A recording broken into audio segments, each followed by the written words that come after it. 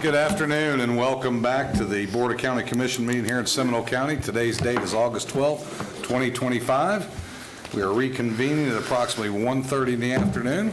Our first item up will be put on by Ms. Christina Brandolini, Human Resources Director, recognizing Employee Service Awards.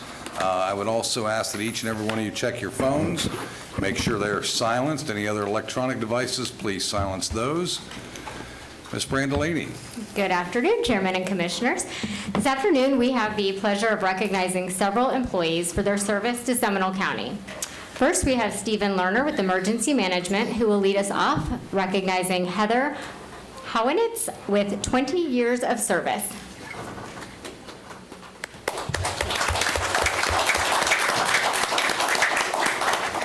Thank you. Stephen Lerner, Division Manager, Emergency Management. I'm filling in for Alan Harris. It's our pleasure to celebrate this amazing milestone for Heather. I first met Heather when she was on the other end of the phone line at the help desk. And she's continued to be incredibly helpful to us in emergency management, served in many different departments as well. Also had an opportunity to work with her in the 10 years managing federal and state grants and working through some of those challenges with the state as well. We hope to continue to have you on our team for another 20 years. An amazing employee, and Tommy's here as well, which is her direct supervisor from emergency telecommunications. So thank you, Heather. Great.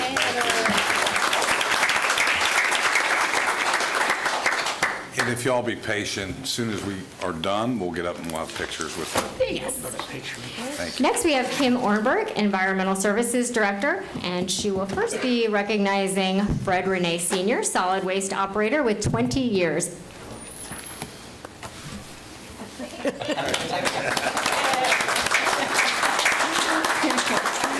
Good afternoon. Perfect timing. So Fred Renee Sr., he started his career with Seminole County in April of 2005 and is a solid waste operator too. He is someone who we rely on for his strong work ethic and how serious he takes his job duties.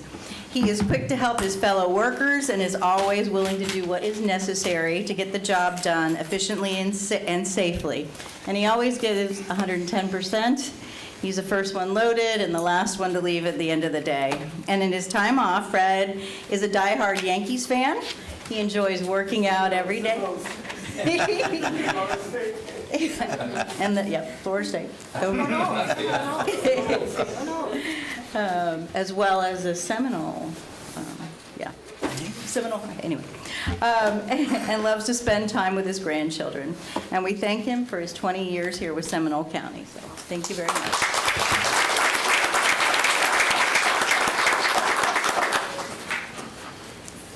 And next we have Jose Gonzalez.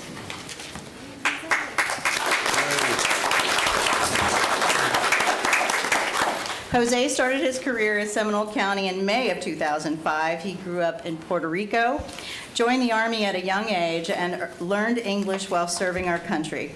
Jose has worked in the household hazardous waste area for the last 16 years as a technician and then promoted to the program's coordinator, then moved over to the small quantity generator program. He is a very personable, well-liked among his peers and is always happy to lend a hand.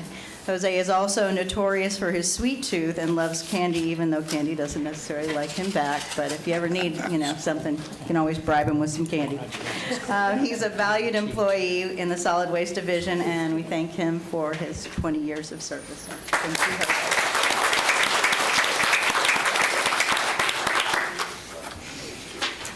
Next, we have Chad Wilsky, Fleet and Facilities Director, and he will first be recognizing Diane O'Quinn, Accounting Specialist with 20 years of service.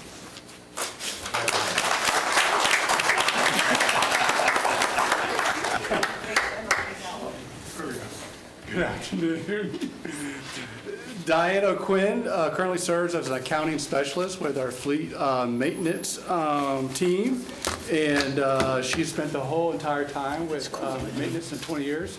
So when she began her career in 2005, she was her responsibilities handling processing invoices, managing fuel orders, ensuring the fuel island remained in operational and compliant inspection requirements. Over the years, Diane has grown her role, and she now deals with payroll, assists with budgeting, contract management, and she has a deep understanding of county operations, and you will always see Diane in the EOC during storms and procuring things that we need to serve our community. So thank you, Diane, for all your work.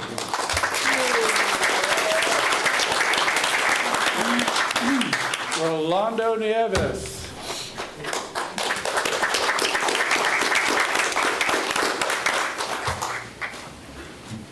So Rolando currently serves as a senior facilities maintenance technician, and obviously he's been with facilities for 20 years. Rolando is known for his strong work ethic and versatility. He can do almost anything, and he does, but drywall is his specialty, and he treats it like an art, and he's worked on nearly every building in the county in some sort of fashion. He's also our go-to person for equipment needs and problem solving, and Rolando consistently delivers high-quality work and innovative solutions. So thank you, Rolando. Sorry, no HVAC people yet today.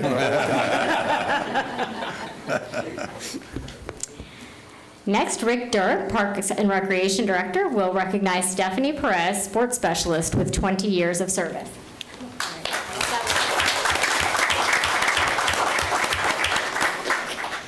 Good afternoon. Stephanie started as a part-time floater between Parks, the Central Branch Library, and the museum back in 2005. By 2015, Stephanie became a full-time employee. She completed the previous employee academy when it was an 8-month program. That was quite the haul right there. But during that time, she was able to shadow several park managers and supervisors, and also the department director. There, she got an inside look at the beginnings of a facility that would become known as the Boomba Sports Complex. Stephanie's been recognized previously by the BCC after saving the life of one of our park patrons using CPR at San Lando's basketball court, where she currently provides service to our residents. Thank you, Stephanie, for continued service, and congratulations on your 20th anniversary.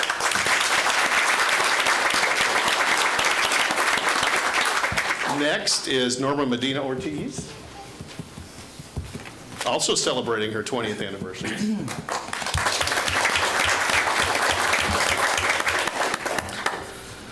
Norma started in 2005 at the Central Branch after earning her master's degree in Library and Information Sciences from Rutgers University. In 2018, she took on management of the North and East branches, and earlier this year, she was assigned to manage the East Branch exclusively. Throughout her career, Norma has been involved in several initiatives impacting the library system in the community, including implementing adult library programs, establishing digital collections, and mentoring new librarians. She participated in the library master plan process and is part of the leadership team, which was recently recognized as the Florida Library Association's Library of the Year. Additionally, she's managed and expanded Spanish language collections and facilitated many community partnerships on behalf of Seminole County. Norma is also a graduate of the Sunshine State Library Leadership Institute and an active member of the Florida Library Association, where she volunteers on the Professional Development Committee. Thank you, Norma, for your continued service, and congratulations on the 20th anniversary.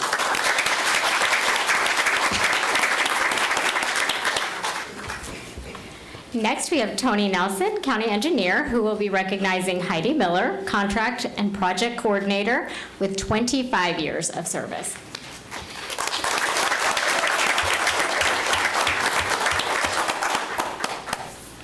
Good afternoon. Heidi Miller began her career with the Public Works Department, Engineering Division, in June 2000 as a Senior Staff Assistant. In 2002, she was promoted to Support Specialist for the acclaimed Seminole County Trails team, followed by a promotion to Accounting Specialist in 2012, where she served for 5 years. In 2017, Heidi was promoted to her current role as Contract Project Coordinator. With more than 2 decades of dedicated service, Heidi brings extensive institutional knowledge and 16 years of FDOT lab compliance expertise. She has helped the Engineering Division attain full lab certification 4 times and serve as the resident compliance specialist on lab projects. Heidi plays a key role in contract management as a member of the construction team. Heidi, we thank you for your 25 years of service to Seminole County and to the Public Works team. She also enjoyed audiobook, traveling, and spending time with her granddaughters. Thank you, Heidi.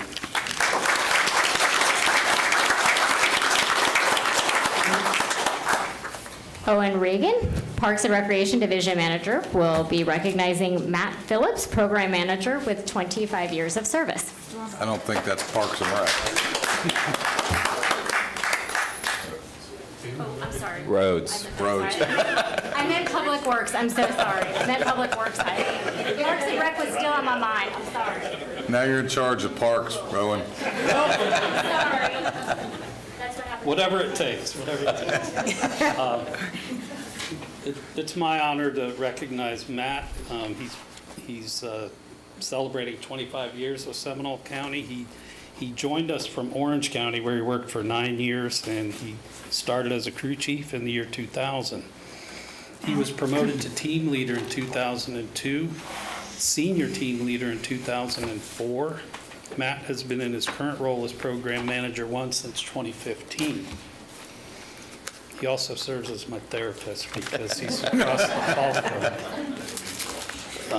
me. He oversees the road district teams, our warehouse, and he's our equipment person. He has a wealth of knowledge and experience in many areas and is well respected and appreciated throughout the organization. He's been a Geneva resident since 1998 and enjoys family time, the outdoors, and numerous hobbies and interests. And Matt, I can't thank you enough. You're one of the smartest people I know, and I appreciate you.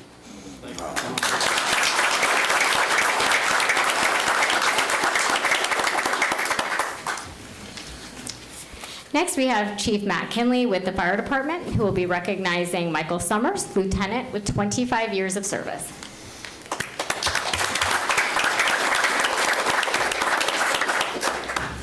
Good afternoon. Lieutenant Michael Summers is a proud graduate of Lyman High School and a former member of the Winter Springs Fire Department. Shortly after graduating, he attended Seminole State College to earn his credentials needed to join the Seminole County Fire Department. He later returned to complete 2 college degrees.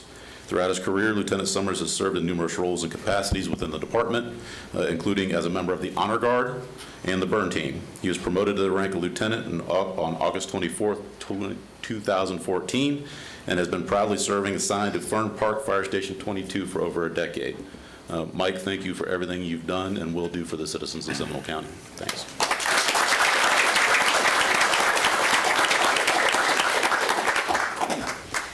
And that concludes our presentation. So we can do pictures. Sure. We'll have everybody down or come up individually. You got it.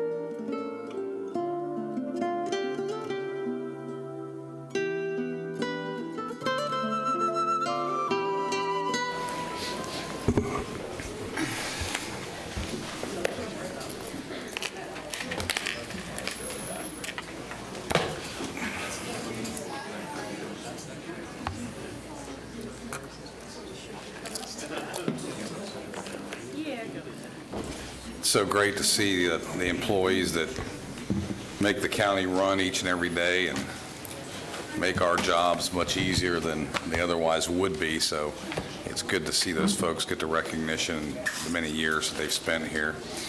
We're going to move on to our public hearing agenda. I will go to the county attorney, Ms. Kate Latour, for the rules of public engagement. If you are here to speak on any of the public hearing items, make sure you get a yellow form in the lobby. Fill that out. Bring it up to Ms. Dominique here, the clerk, so that we know if you're here to speak on an item, we'll call you up when the time is right. Ms. Latour? Thank you, Chairman. While the board welcomes comments from all persons with an interest in these proceedings, Florida law requires that the board's decision in quasi-judicial actions be supported by competent, substantial evidence presented to the board during the hearings on the applications. Competent, substantial evidence is such evidence as a reasonable mind would accept as adequate to support a conclusion. There must be a factual basis in the record to support opinion testimony from both expert and non-expert witnesses. Persons presenting testimony may rely on factual information that they present, information presented by county staff, information the applicant presented, or on factual information included in the county staff report to support their testimony. All persons who present written materials to the board for consideration must ensure that a copy of such materials is provided to the clerk for inclusion in the board's record of the proceedings and the official minutes. Mr. Chairman. Thank you, Ms. Latour. And we'll move for proof of publication, please. So moved. Second. Motion second. All those in favor? Aye. Opposed, like sign. Seeing none, carries unanimous. Ex parte disclosures, we'll start to my right and work our way across. None to report. None to report. None to report. None to report. No ex parte. Okay. Our first item up will be number 23, the Midway Loop Trail rezone. This will be presented by Caitlin Apgar. We will hear from staff. We'll ask questions of staff of anything that we have. We will then move to the applicant if they desire to make a statement, which happens to be the county. Beyond that, we will go to public input. Once we've had public input, we'll ask the applicant if they wish to give a rebuttal, which again would be the county, and then we will move for board action. So with that, Ms. Apgar. Good afternoon. Caitlin Apgar, Planning and Development Services. The applicant is requesting the approval for a rezone from A1 Agriculture to PLI Public Lands and Institutions for proposed trail and other future recreational facilities on approximately 106.96 acres located on the west side of Brisson Avenue, north of State Road 46. The parcel currently has a future land use designation of low-density residential and a zoning classification of A1 agriculture. The intent of the low-density residential land use designation is to provide appropriate locations for standard detached single-family residences and allows for limited public uses, including publicly owned parks and recreational areas. The request for the rezone is to permit the proposed trail and recreation amenities, which is currently not a permitted use in the existing A1 zoning designation. The parcel currently exists as a stormwater retention pond and was historically utilized as a borrow pit. The applicant proposes to develop the subject site as a public trail that is approximately 4,947 feet in length. The site would also contain exercise equipment, a plaza with trees, and a pier.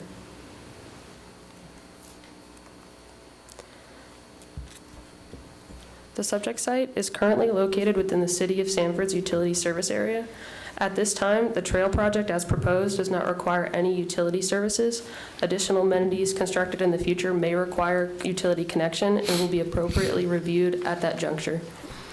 There is an existing sidewalk along Brisson Avenue that will provide pedestrian access to the subject property. The proposed trail project will modify some of the existing sidewalk to be incorporated into the proposed trail. The trail also proposes connection into Roseland Park at a future phase. There are also future recreational amenities proposed, and the applicant from Parks and Recreation is present to answer any questions about future phases. The proposed PLI zoning designation has been evaluated with compatibility with the Land Development Code of Seminole County in accordance with Chapter 30, Part 8. The proposed zoning is compatible with the PLI zoned property to the south that currently operates as a school and the surrounding residentially zoned property, as the trail aims to serve those neighborhoods to the north, east, and west. Publicly owned parks and recreational areas are considered special exception uses in the low-density residential land use designation, however, are permitted by right if included in a zoning district compatible with the LDR land use designation. PLI is an allowable zoning classification in the LDR land use designation per the comprehensive plan.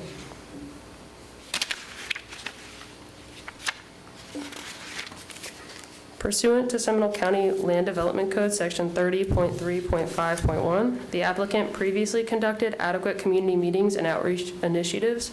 Thus, the requirement for an additional community meeting was waived per the planning division manager. The applicant conducted a community meeting on August 22nd, 2024. Details of this meeting have been provided in the agenda package. The Planning and Zoning Commission met on July 2nd, 2025, and voted unanimously to recommend the Board of County Commissioners adopt the ordinance enacting the rezone. The P&Z board minutes from this meeting are included in the agenda package as well. Staff requests the Board of County Commissioners adopt the ordinance enacting a rezone from A1 agriculture to PLI public lands and institutions for proposed trail and future recreational amenities on approximately 106.96 acres located on the west side of Brisson Avenue, north of State Road 46. I'll stand by for any questions. Thank you, Ms. Hapgar. Any questions for staff at this juncture? Nope. Mr. Durr, is there anybody from your office that wishes to add anything, or do we have questions for Mr. Durr or Mr. Heacock? You're good? Seeing nothing, we will go to public comment. If we have anybody for public comment, how many do we have? No speakers, Mr. Chairman, just that one written comment that's being passed around. Okay, I'll pass this to my fellow commissioner, if you'll be kind enough to read that after you've read it, so we have that on the record, please. This comment is made on 8/12/2025 by Benjamin Chiselier. 2520 East 21st Street, Sanford, Florida, 32771. And he is looking forward to such a great asset to the area. Thank you. Okay. Put that to the clerk. Is there anyone else here from the public wishes to speak on this item? Seeing none. Ma'am? I just have a question. Okay, this is not a question and answer section, but we'll try to get you some answers from our folks. I have Okay. If you'll bring that down.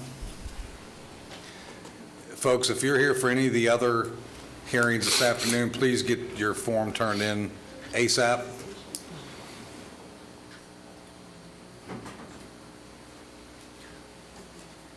We'll try to make this as efficient as possible. We're not going to wait until we're well into the hearing to accept the comments. Yes, ma'am. Your name and address for the record, please. My name is Dorothy Miller, and my address is 119 Anderson Avenue in Washington Oaks. And my concern or my question is, how will that affect my address in Washington Oaks? I didn't see that on the little picture printout. I didn't see the listing of the street number per se. I'm just interested in wanting to know, how is the Midway Loop Trail rezone going to affect me at 119 Anderson Avenue? Were you aware of the community meeting? I could not make that. You weren't able to make it? No. Okay. Can we have some of staff meet with this resident and help answer her questions? That'd be very helpful. Thank you. Folks right He's behind right them, take behind care you. of you, ma'am. Thank you very much. Anyone else here from the public to speak on this item? An abundance of caution. Seeing none, we'll close the public hearing. This is Commissioner Herr, District 5's project. We will go to the District Commissioner. Commissioner Herr? It is with bated breath that I make the following motion. Based on staff's findings and the testimony and evidence received at the hearing, the Board of County Commissioners finds the request meets the identified portions of the Seminole County Land Development Code and moves to adopt the ordinance enacting a rezone from A1 agriculture to PLI public lands and institutions for proposed trail and future recreational amenities on approximately 106.96 acres located on the west side of Brisson Avenue, north of State Road 46. Second. Motion second. Any further discussion? All those in favor? Aye. Opposed, like sign. Carries unanimous. Thank you all very much for being here on that topic. Awesome job. Yep. Exciting. Bringing it home. All right, next item up is item number 24, is the Maya Sushi and Hibachi Special Exception. This will be presented by Ms. Hillary Payton. Good afternoon, Hillary Payton, Planning and Development. This item is a request for a special exception for Miyagi Sushi and Hibachi to allow a restaurant within 1,000 feet of a school to obtain an alcohol license in the ETOR plan development on 9.51 acres located on the south side of Westlake Mary Boulevard, east of Sun Drive. The applicant currently operates a bona fide restaurant and would like to serve beer and wine for on-site consumption. The restaurant, located within an existing shopping center, is 544 feet from UCP Seminole Early Learning Center, which does not meet the 1,000-foot separation from schools as is required by the Land Development Code. The restaurant is 2,000 square feet in size and seats 56 patrons with no outdoor seating. The hours of operation are currently Monday through Thursday from 11 a.m. to 10 p.m., Friday and Saturday from 11 a.m. to 10:30 p.m., and Sunday from noon to 9:30 p.m. The Land Development Code states that certain criteria must be met in order for the Board of County Commissioners to approve a special exception request. Staff finds that the request meets the 4 criteria. On June 8th, 2025, the applicant conducted a community meeting in compliance with the Land Development Code. Details of the community meeting have been provided in the agenda package. The Planning and Zoning Commission met on July 2nd, 2025, and voted unanimously to recommend that the Board of County Commissioners approve the special exception. The minutes are provided in the agenda package as well. Staff recommends that the Board of County Commissioners approve the special exception with the conditions as stated in the development order to allow a restaurant within 1,000 feet of a school to obtain an alcohol license in the PD zoning district. This concludes my presentation. I'll be available for any questions. Thank you, Ms. Payton. Any questions for staff? Seeing none, is the applicant here and wish to make any statements or presentation? Sir, please come down, state your name and address for the record. My name is Wen Zhang from 6876 Lucas Street, Orlando, Florida, 32819. I'm the owner of the business Miyagi Sushi and Hibachi.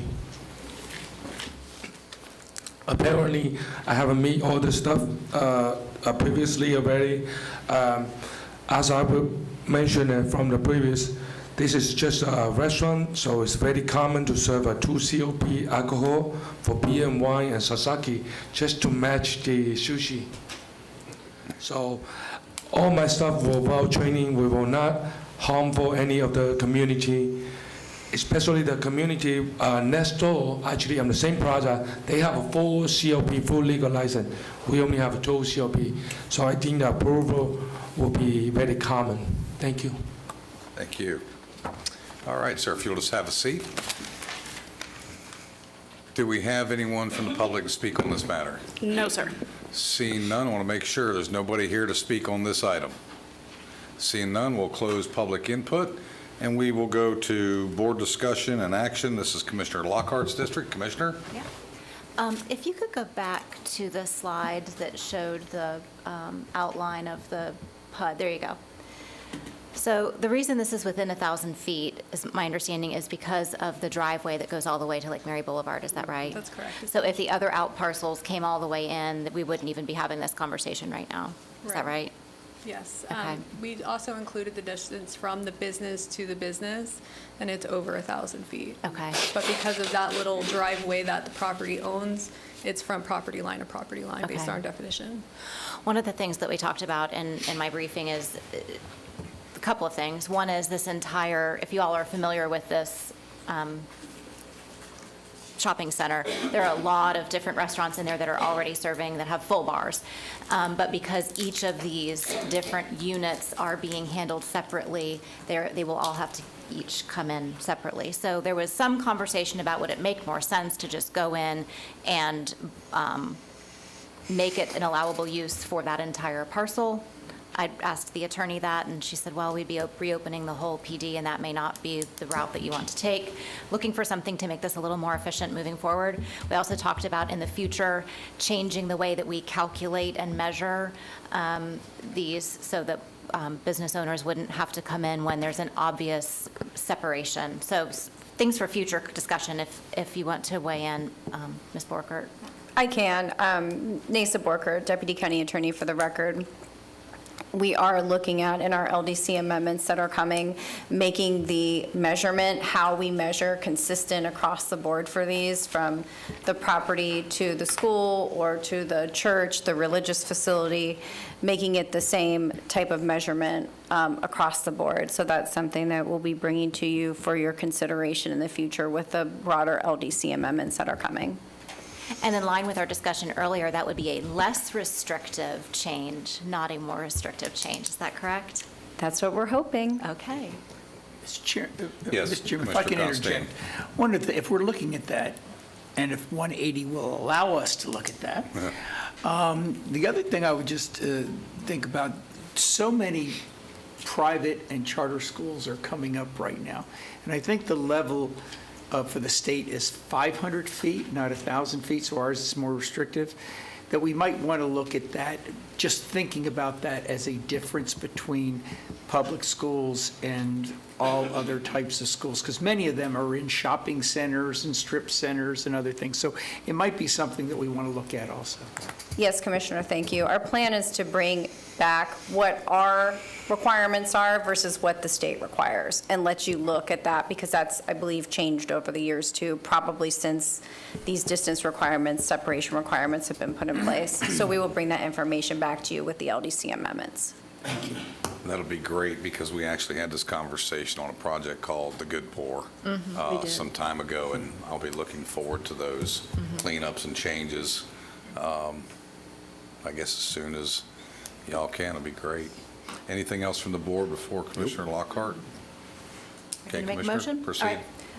Commissioners, I move to approve the special exception with the conditions stated in the development order to allow the restaurant within 1,000 square feet of a school to obtain an alcohol license in the PD district on 9.51 acres located on the south side of Westlake Mary Boulevard, east of Sun Drive. Second. Motion and a second. Any further discussion? Seeing none, all those in favor? Aye. Opposed, like sign. Seeing none, carries unanimous. Thank you, Ms. Payton. Next, we're moving to our legislative public hearings. And I'll be in for sake soon.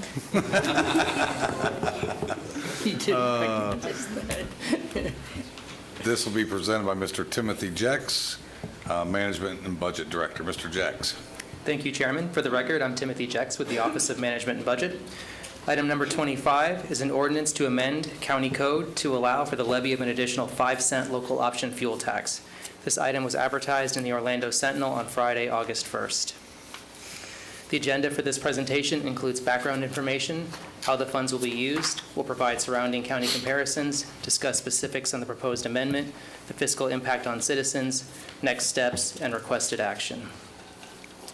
Under Florida Statute 336.025, counties are allowed by law to levy a 5-cent local option fuel tax on every gallon of motor fuel sold.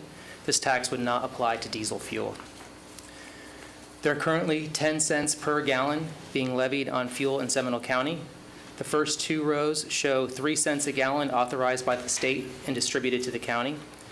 The next row shows our current 6-cent local option gas tax. Those 9 cents combined support maintenance of our local roads, drainage, and traffic systems. The final penny on this list is our 9th-cent fuel tax, which is dedicated for mass transit costs. None of these funds currently go towards any capital projects or expenditures that are eligible for infrastructure sales tax funding, and the total 10 cents generate $15.3 million currently.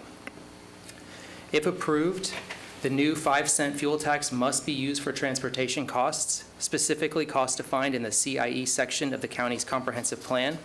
This can include the construction of new roads, the resurfacing of paved roads, or operation and maintenance of public transportation facilities.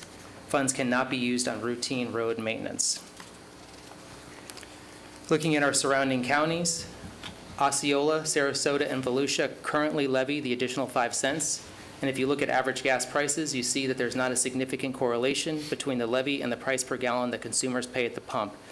This is partially due to the fact that in 2025, the 5 cents represents 1.6% of the current price per gallon, and this levy is more easily absorbed in the market price compared to when the tax was originally introduced in by the state in 1985. With this item, we're proposing to levy an additional 5-cent local option fuel tax. It requires supermajority vote by the BCC and would generate approximately $8.8 million countywide, which is distributed by an FDOR formula to the board and the cities based on the last 5 years of transportation expenditures.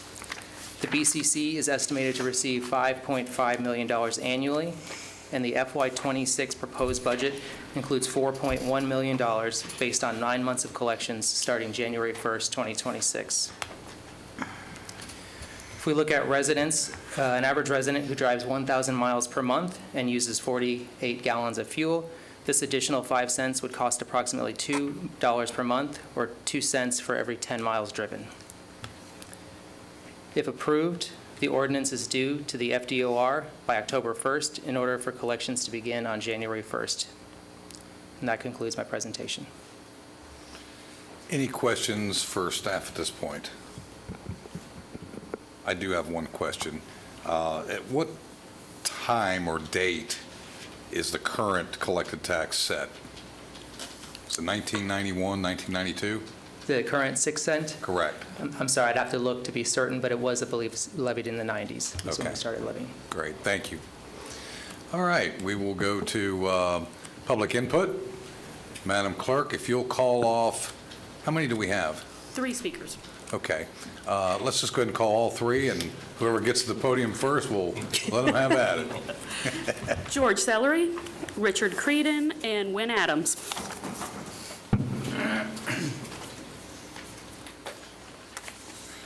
Mr. Sellery, Mr. Adams, and Mr. Creed. Okay, Mr. Adams, you beat them all there, so let's go. Okay, good. My name is Wynn Adams. I live at 646 Fellowship Drive, Fern Park, Florida, 32730-2792. I'm also a former Seminole County Commissioner. My concern is when you read item number 25, it talks about that this will be effective for 50 years. And my question is, why don't we have some wording in there that say this issue could be revisited every 5 years to determine as to whether it's still needed or it has to go up. So that is my concern about this, 50 years instead of 5 years, re-review and things of that nature. And it's also my understanding that some of this will be used for payment of our Sunrail obligation. And my concern about, of course, about Sunrail is what are we doing to increase ridership? Thank you very much. Thank you, Mr. Adams. Next up, Mr. Sellery. Good afternoon. George Sellery, 5231 Shoreline Circle, Sanford, 32771. Let's see if we can get this up on the screen.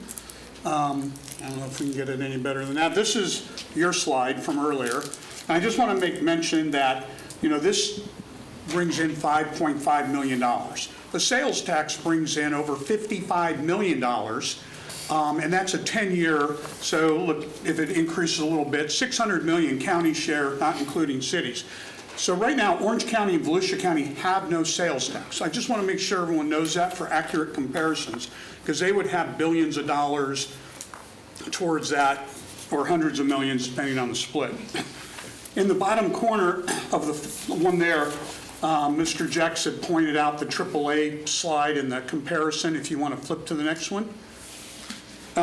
This is updated every single day on AAA's website. And really, if it shows you see Seminole, we're the red one right there, surrounded by white. I didn't put Brevard in because they're less than the white. But again, it's, I think, the way our county is situated and it's so small, that's kind of what we're stuck with. So right now, even the ones with a 5-cent increase are higher than us. So we're going to be, and again, today it's a little bit lower. I think Volusia's at $2.99 in today's. Okay, and then let's go to the last one. And what I want to talk about there was, again,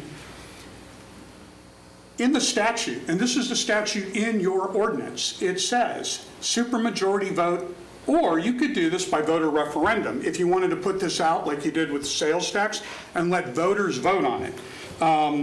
The one that Commissioner Zembauer mentioned, or Chairman Zembauer mentioned, the statutory site, the local option 1 through 6 cents is 30 years by statute. I can't find any statutory site in 336 or 206 that says 50 years, and I'm just wondering where that number comes from. And given, if you really look at it, a brand new 16-year-old driver, I know I got 65, it should be 66, but I couldn't put that, but that is a long time.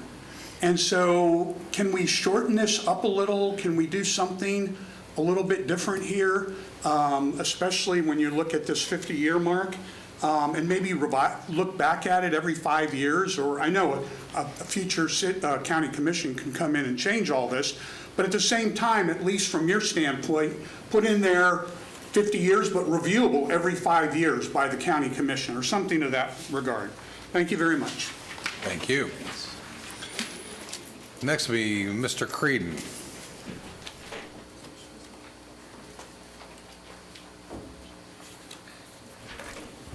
Good afternoon, Mr. Chairman and fellow commissioners.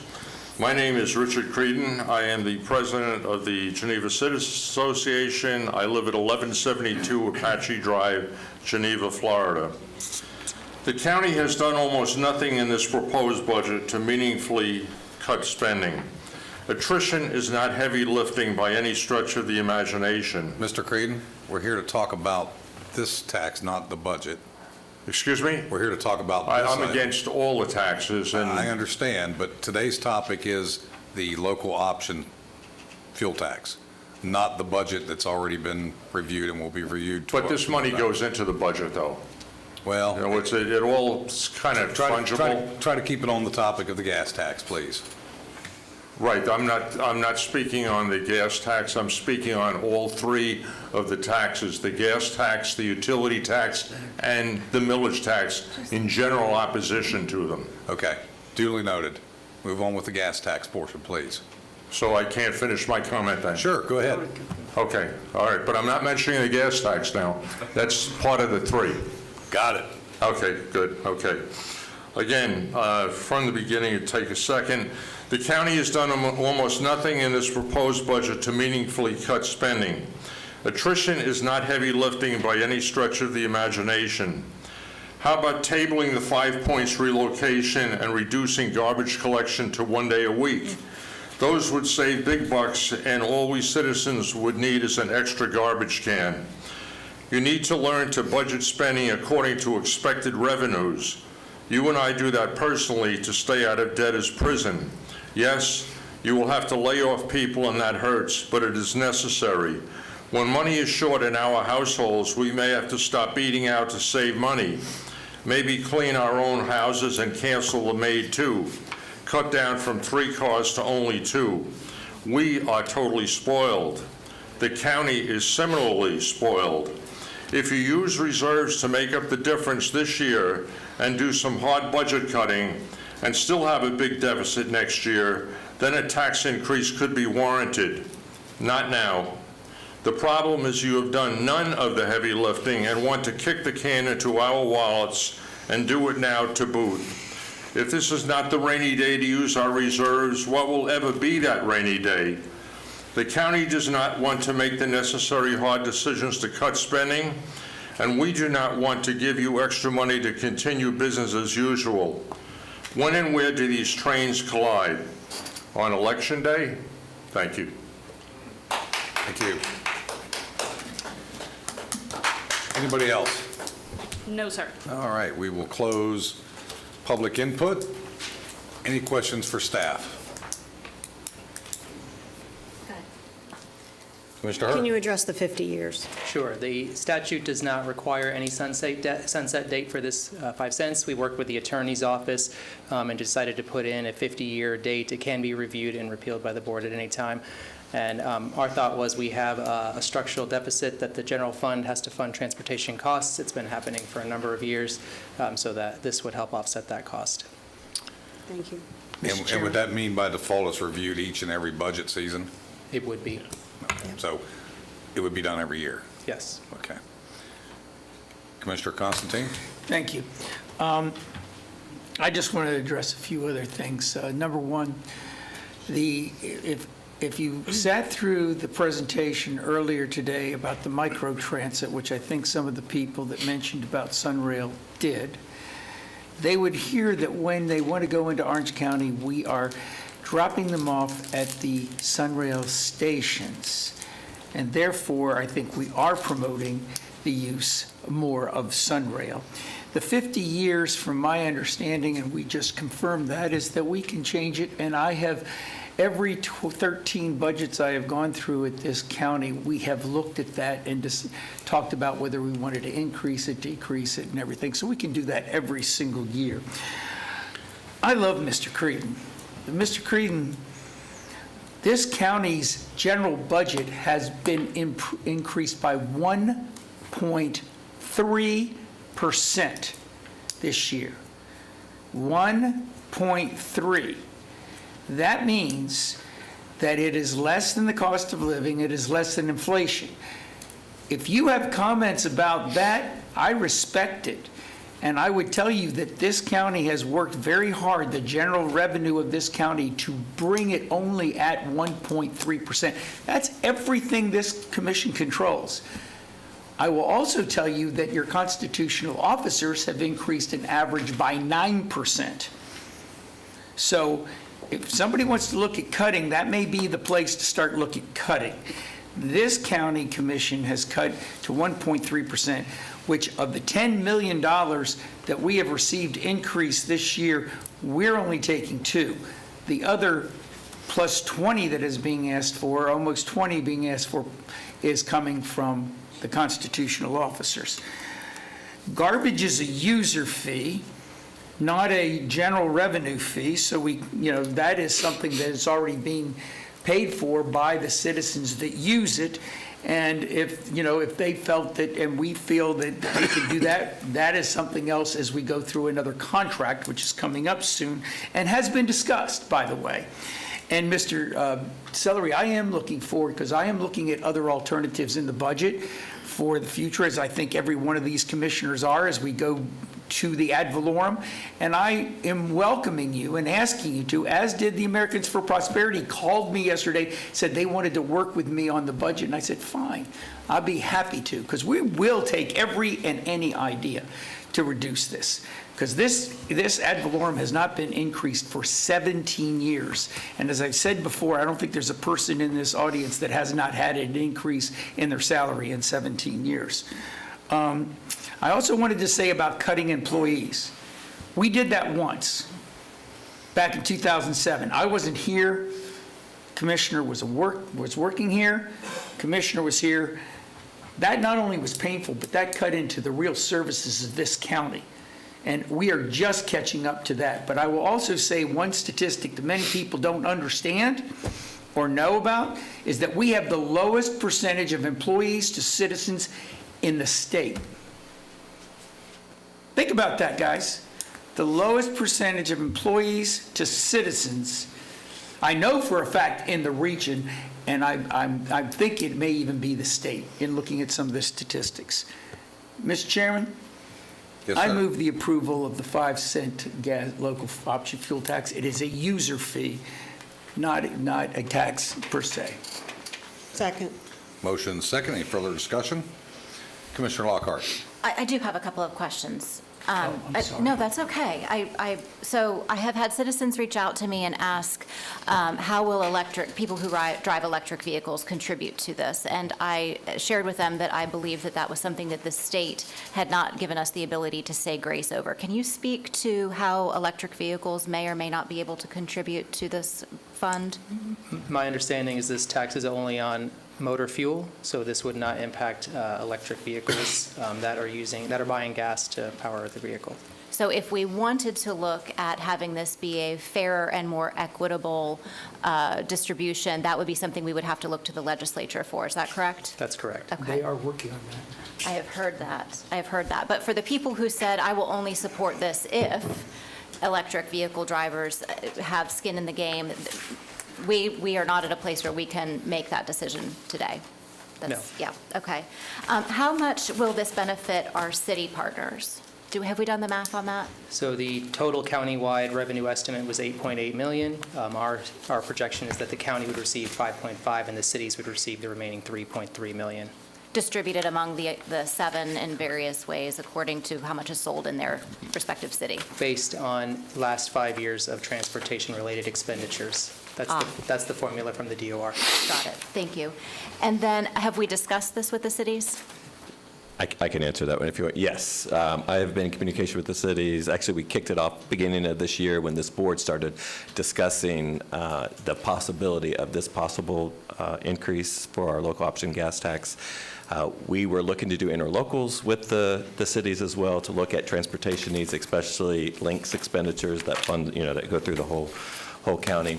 Cities has requested to wait to see if this board was willing to move forward with that. Once you all make your decision, I'll be reaching back out to the cities and discussing what the next steps are with them. Okay, But fantastic. to Mr. Jex's point, if there's no interlocals made with any of the 7 cities, it goes through a distribution formula that the state will decide how it gets distributed. Okay. Based on transportation expenses. And I do want to, again, highlight, I think this has been said, but I think it's really important that as we do look at the overall budget, for decades, our general fund has supplemented our transportation budget. Yeah. We have left dollars on the table, if you will, for the actual tool that the legislature has provided to us to pay for transportation by not implementing all of it and have supplemented from our general fund. And so what that means is that other people, other taxable homes, property owners, have been supplementing and footing the bill for transportation costs that they might not otherwise have to pay by righting this ship and having the things that have the rational nexus that go with one another pay for the items from which they're being taxed. Just makes a lot more sense. And that is something that for years this board, for whatever reason, neglected to do. And I think we are, as Chairman Zembauer has mentioned in the past, our perceived conservatism over the years has really put us into quite a hole right now. I also want to point out that in our prior conversations, we would not be looking at other sources of increased revenue were our constitutional officers making the same 1.3% increase in their budget that we are. So continuing to say that, because as much as we think of our constitutional officers as our partners, I think we are going to have to start suggesting that citizens who have concerns over this budget and any tax increases start calling them, because we are merely the conduit for their budget. And I think that over time we need to be a little more, what was the word? What was the word from this morning? Shared sacrifice, I call it. Aggressive? No, what was this morning's word? Outrage. Outraged, right? That was the word from this morning. I think we need to be a little more aggressive about those conversations. Commissioner Glory. Thank you, Mr. Chairman. Back in March, as well as a trim notice, I expressed my concerns about this, and I'll be voting accordingly, and I will not be supporting it. Anything else? Commissioner Herr. So I think part of the public comment that we didn't address is the notion that we're doing 3 things at the same time. And the way we came to the conclusion that that was the fairest way to do this is exactly what Commissioner Lockhart just mentioned, and that is the appropriate payment from the appropriate source to fund the appropriate county service. And so it wasn't that we were adding these on, the smaller ones, above what we needed. It was that we solved for the minimum that we needed based on the constitutional officers and our needs all wrapped up, and then allocated it back to the degree that we could to the appropriate users. So doing all 3 at once is the best way to make sure that property owners don't bear the entire burden of the need. And I think 2 commissioners have already said this, but we will look at this every year, and we look at spending every year. And And I asked the question directly because there also is this misunderstanding, and I certainly, until I sat up here, had the misunderstanding that if we say grace over somebody's budget, constitutional officers all come into here, and it kind of appears as though we get to say no. And quite honestly, it may appear as though we get to say no, but a no can result in an appeal to the state by those, and it comes back mid-year with the request that we don't win and we can't fund. And now we're eating away the entire reserve. And that, if you eat away the entire reserve, and George knows this, that means that you're digging out of a bigger hole in the future, which means that the increase may not be this level. And I'm not willing to do that. In addition to the fact that I think that we in this community live in a very safe environment, and we appreciate that safe environment. And I would like to keep it that way. And it's no secret, the biggest ask in this budget is coming from our public safety, and I'm not willing to sacrifice public safety for a small tax on gas that is often paid by folks that do not live here. So we pay it when we travel, and impact to utility that bears less burden to our taxpayers that are paying property tax, and a property tax that actually will support public safety and keep our property values where they are or higher. That's my intention to vote. And Mr. Chairman, since everybody else has said one more thing, I'll just say one thing. Well, the chairman hadn't said a thing yet, but you go right ahead. Then please do. No, go ahead.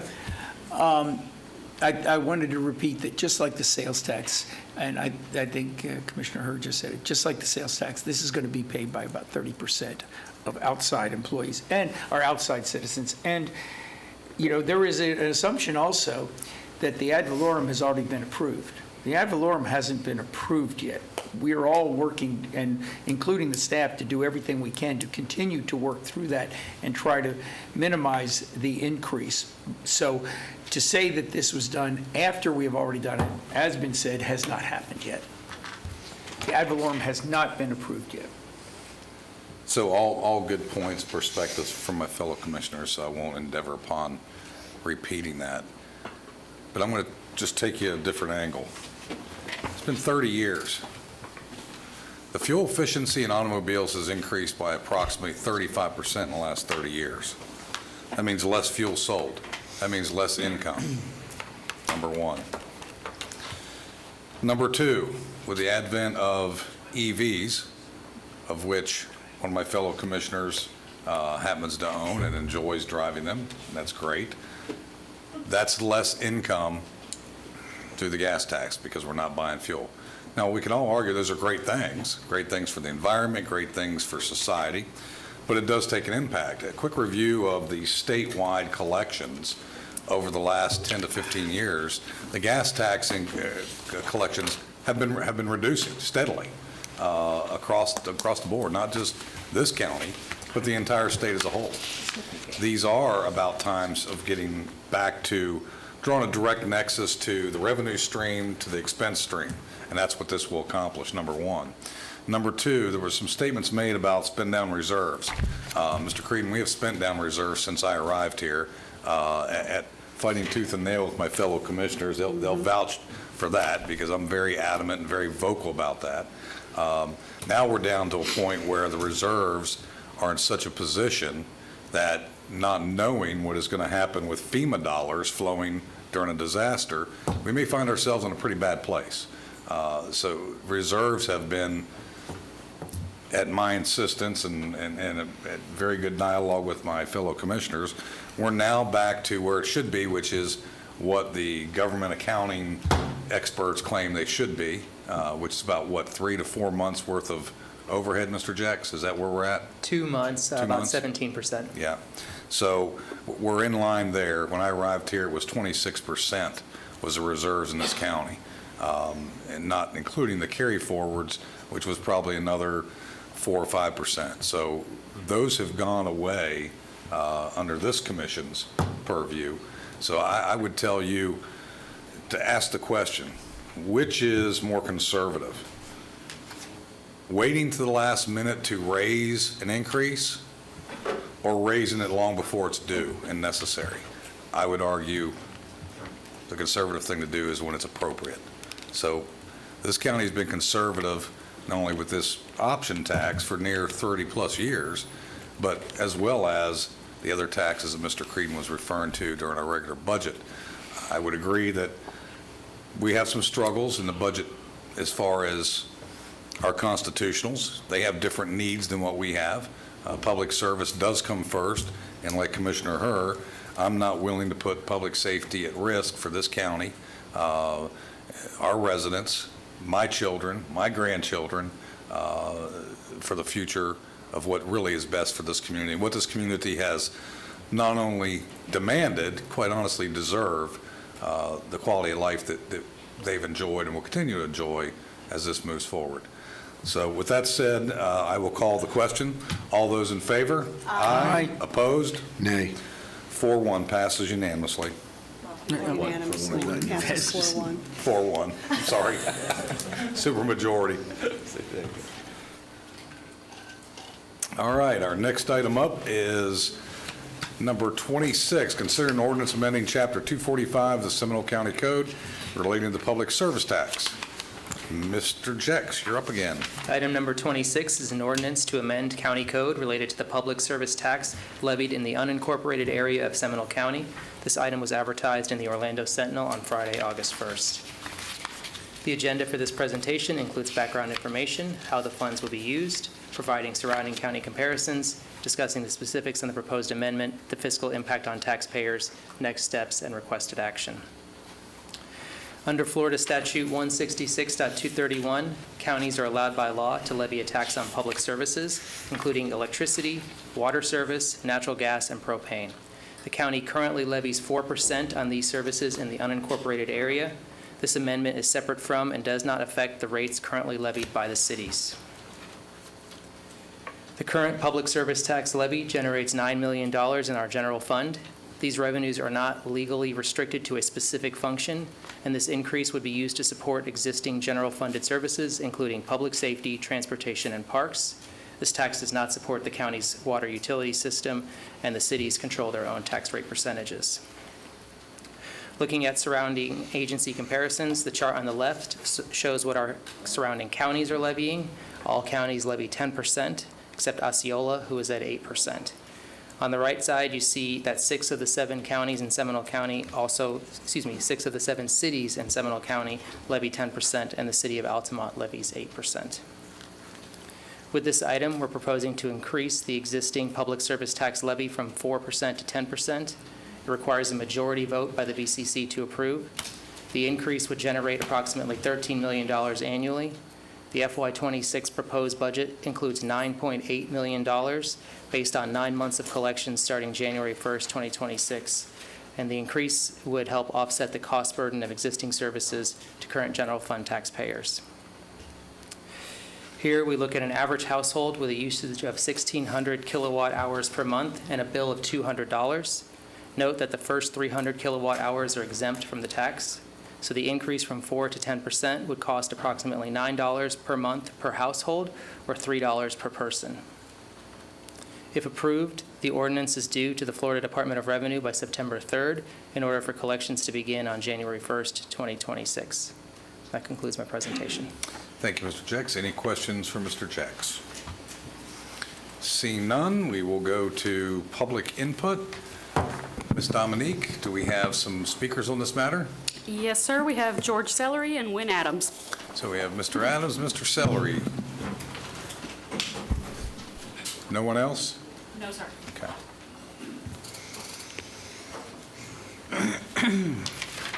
Commissioners, Wynn Adams, 646 Fellowship Drive, Fern Park, Florida, 32730-2792. My question is, why is this only applying to the unincorporated Seminole County? We'll get you an answer for that in a minute. Great, thank you. Mr. Sellery.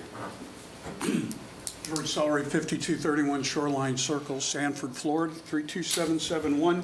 Commissioner, I just was really quick trying to fact check the one on the gasoline tax revenue going down, but I couldn't accept that millions and millions and millions of new Florida residents have moved here with cars. So I'll get that information to see if it's gone down for the last 15 years.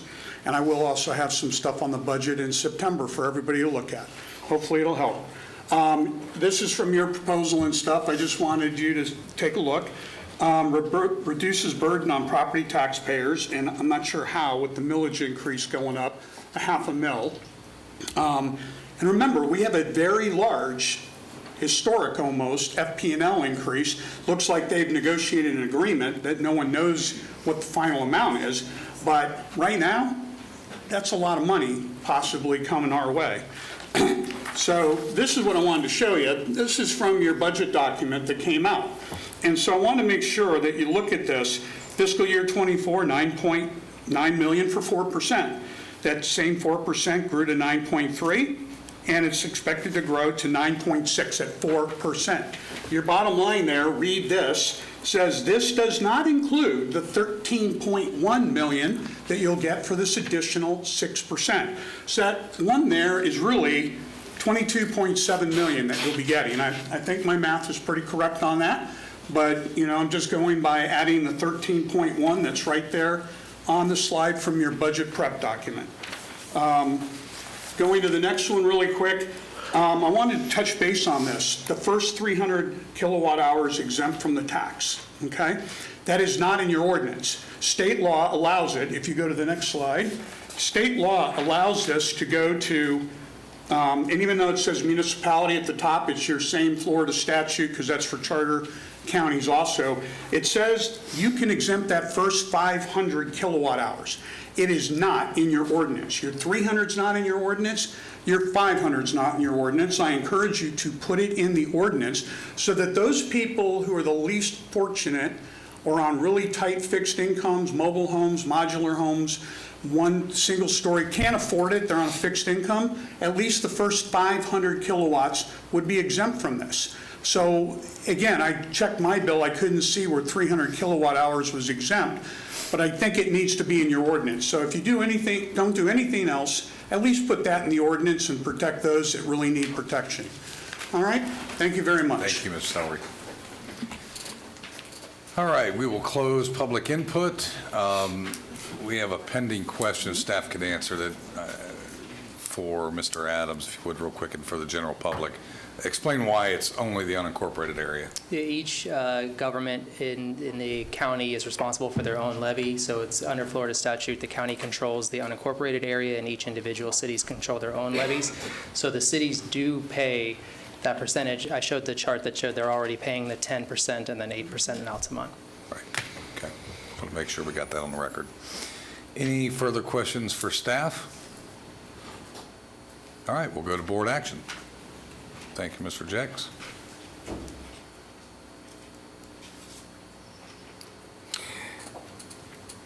As Mr. Chairman, Yes, Commissioner Constantine.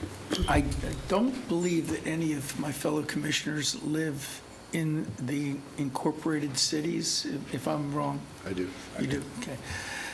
You do? Geneva? No, I'm I'm an unincorporated. Yeah, okay. So, as Mr. Adams has asked, I think then three of us are paying this and have been paying this already because the cities all levy it to the highest except for Altamont, which is at 8 instead of 10%. So, you know, as Mr. Jex said, that it is, you know, it is something that only the unincorporated have not been spending. And I don't want to jump the gun again, so if other people have questions, I'll let them do. Questions? Commissioner Herr.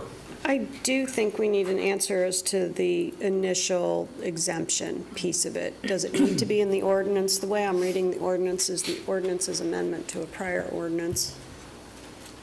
Yes, the existing ordinance that's in the code, it just wasn't modified, provides for the 300 kilowatt exemption. The county is permitted to exempt up to 500 kilowatts, but the current rate was 300 in your code, and we left that unchanged.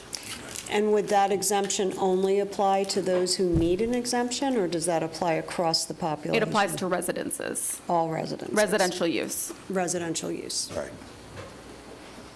Thank you. Mr. Chairman, I think Commissioner Lockhart. I think Commissioner Constantine points something out that's pretty important.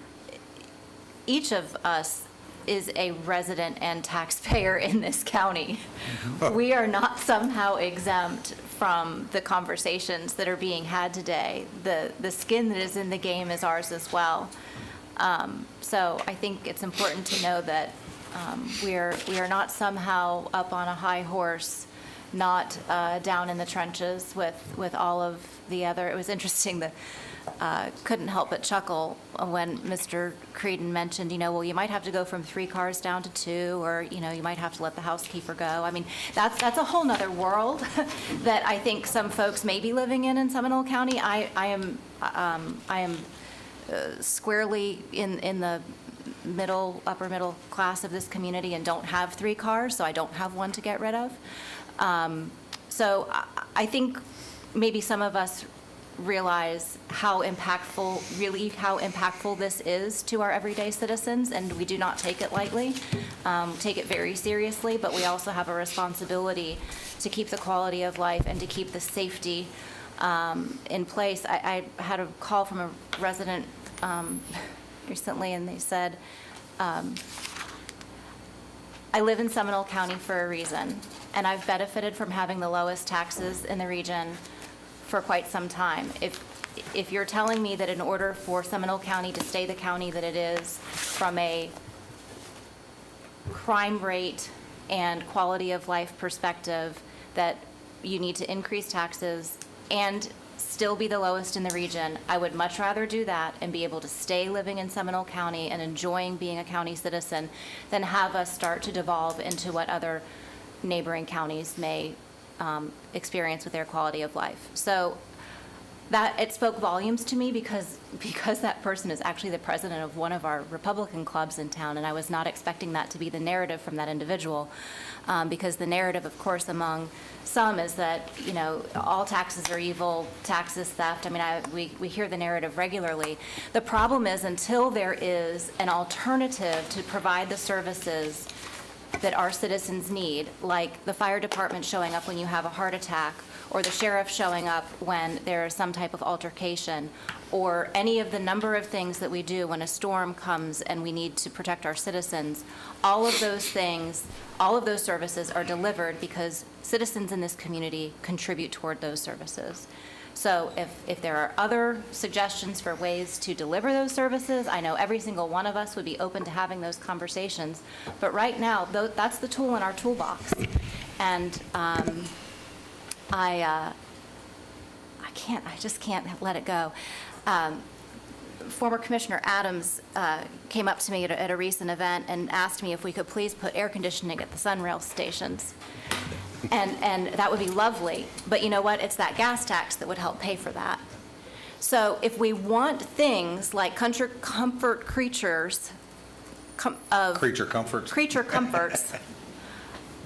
air conditioning Sunrail stations, the money has to come from somewhere. And we are not, for the record, air conditioning Sunrail stations. We do not have the money to do that.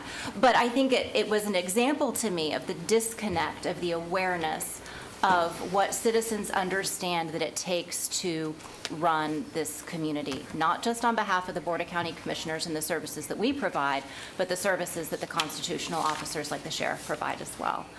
I needed to get that out. Chairman, can I just add one little tiny thing to that?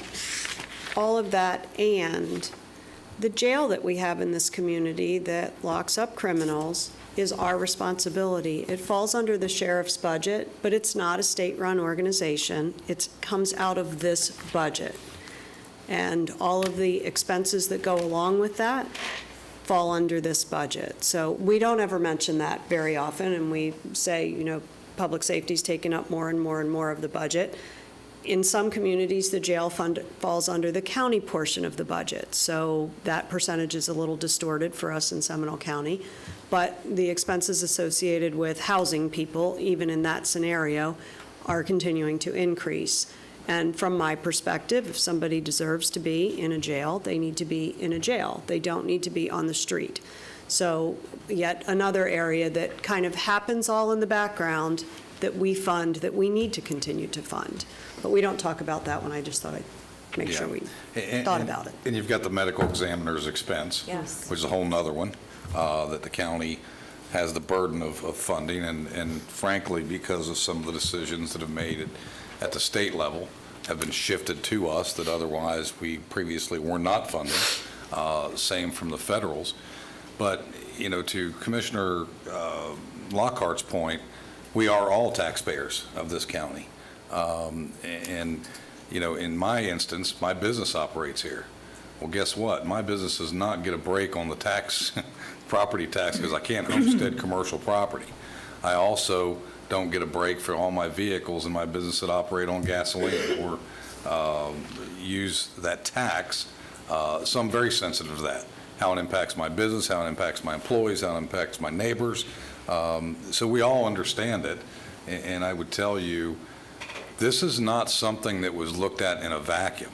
As I spoke about during our regular budget session, staff was putting this on our radar 3 years ago, that this day was coming, and there was going to be tough decisions that had to be made. You're either cutting services or you're going to have to increase revenue. Well, during that 3-year period of time, as I look back, it actually was accelerated by other mandates that were then shifted to the county over that 3-year period of time that we didn't know about 3 years ago.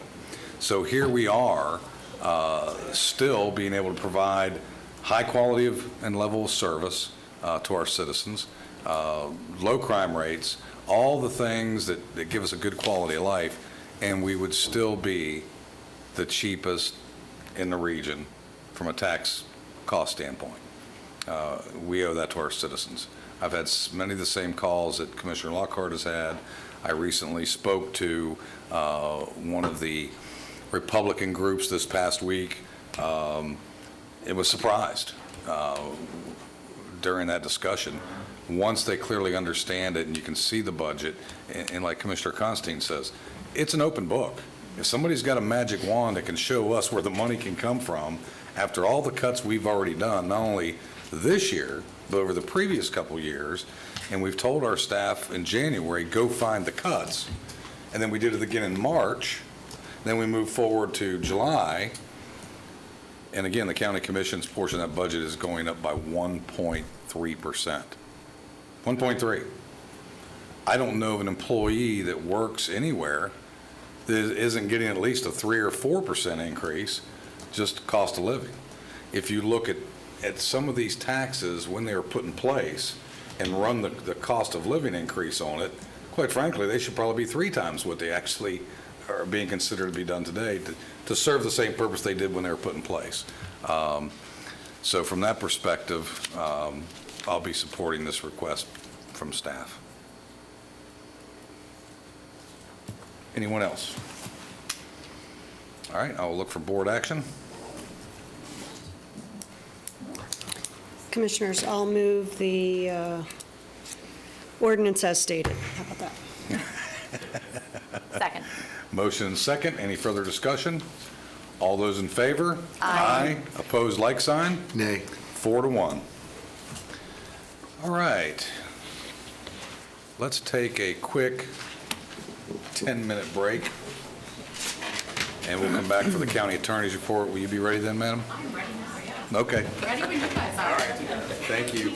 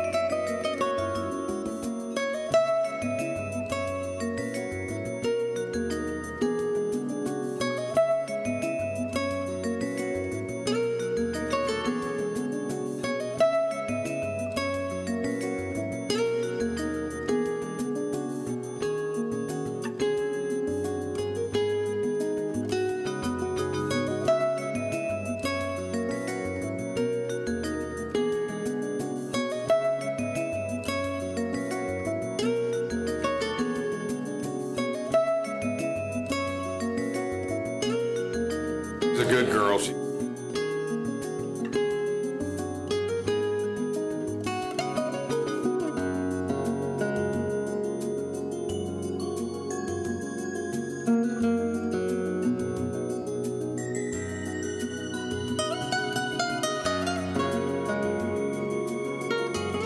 Folks, we're back in session. The time is now 3:06.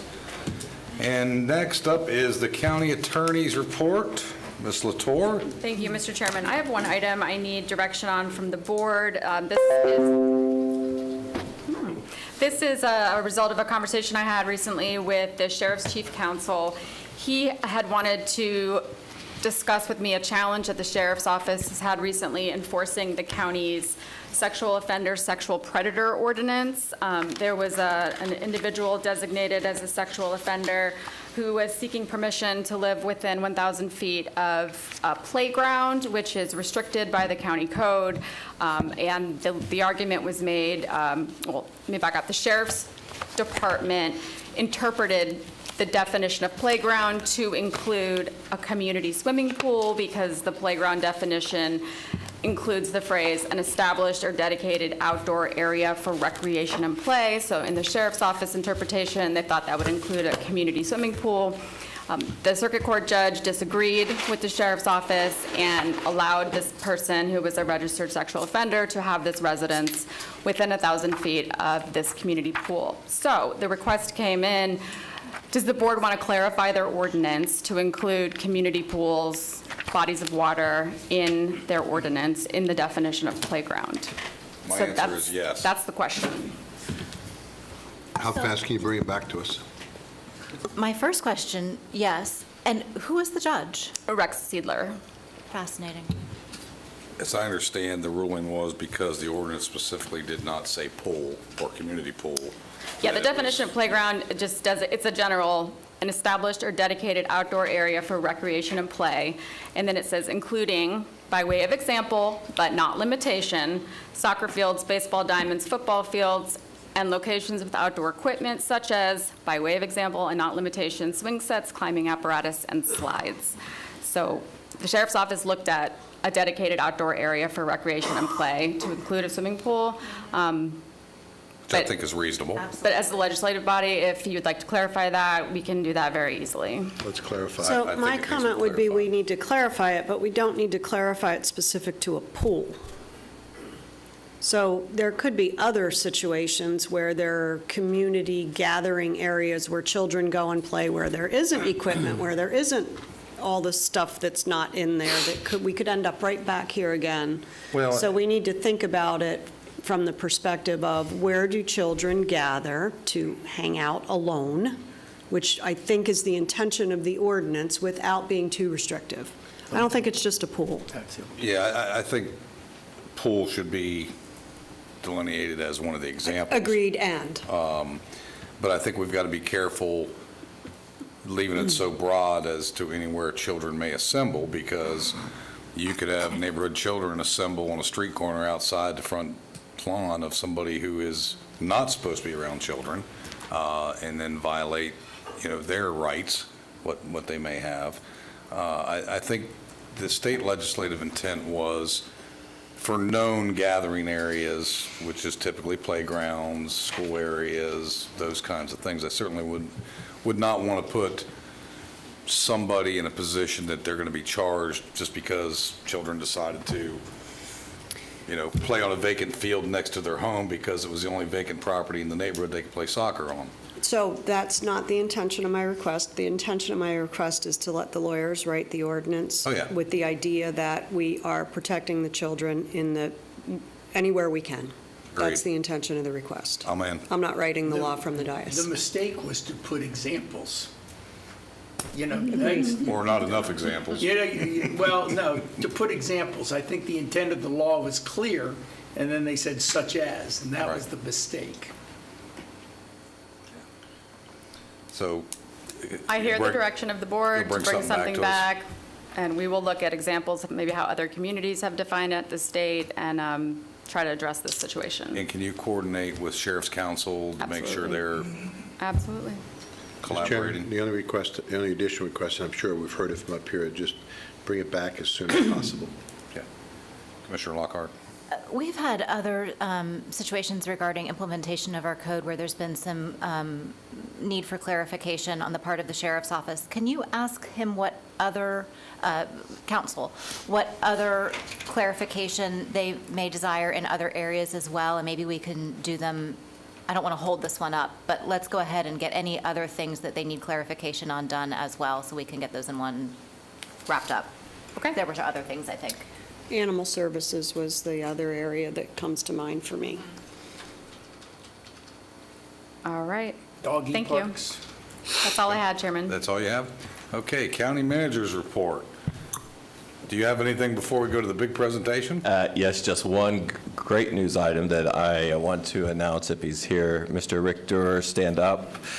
He is getting, at the end of this month, he is going to be inducted as the state president of the Florida Recreation and Parks Association for the next year. So Great. Very proud of Rick and all of his professionalism.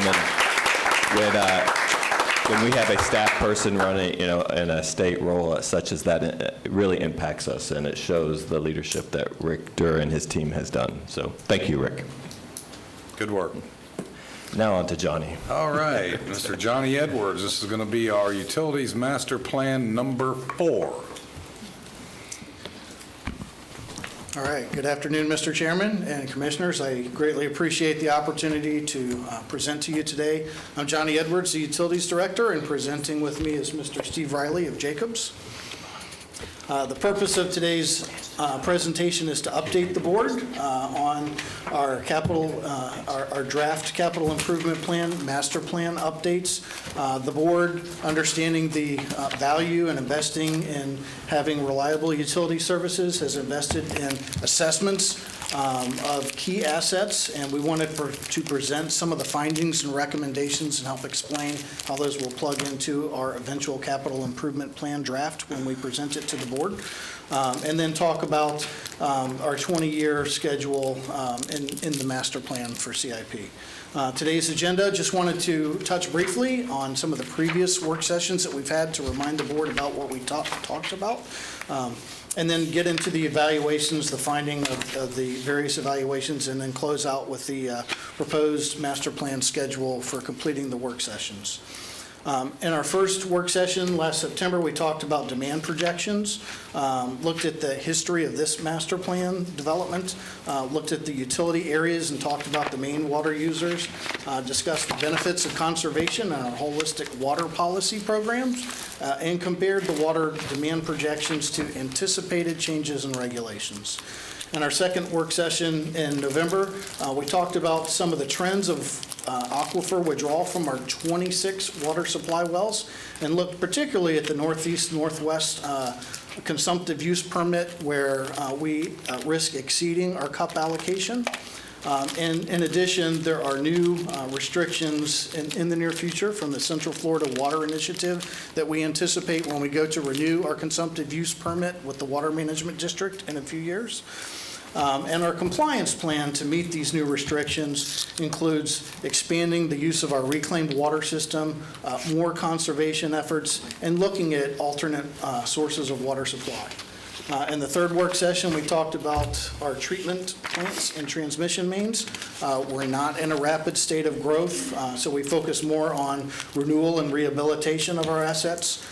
We aren't looking at water treatment plant capacity expansions, assuming that we can realize the benefits of our reclaimed water expansion and conservation efforts.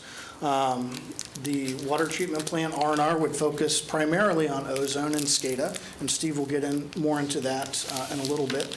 But our water reclamation facilities, and again, we're talking about wastewater, we need R&R there, and to talk about capacity expansions during the course of the 20-year CIP.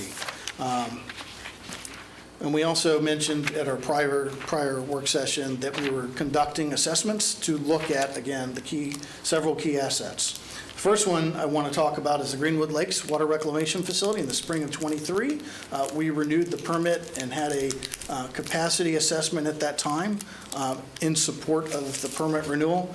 In the fall of '23, with a large development, it forced us to take a much closer look at the Greenwood Lakes Water Reclamation Facility and what the large increase in wastewater flows from this development might cause for this plant. So we had a much more in-depth capacity analysis and facility assessment for the plant. And the results, which I'll get into more detail in just a second, indicates that the plant does not meet Class 1 reliability standards. These are FDEP standards for any wastewater plant that is used to, in our case, provide public access reuse, reclaimed water. And we also looked at different options for expanding the facility. I don't expect anybody to be able to read this table with the fonts there, but this is a summary table in the report. And it looked at Class 1 reliability standards, and just to focus on a few rows. The second row talks about our elevated pretreatment structure. These are the headworks of the plant. There is not a Class 1 reliability standard for the headworks, but we know it needs work, and we've plugged this into our proposed budget for next year to start working on design to replace or rehabilitate the structure. Several lines down, there's a no that related to secondary clarifiers, and it pretty explicitly states we have two. We need a third clarifier in order to meet these reliability standards. As it stands now, the flow coming into the plant is at such a level that we can't take one offline to maintain it or rehabilitate it without a third.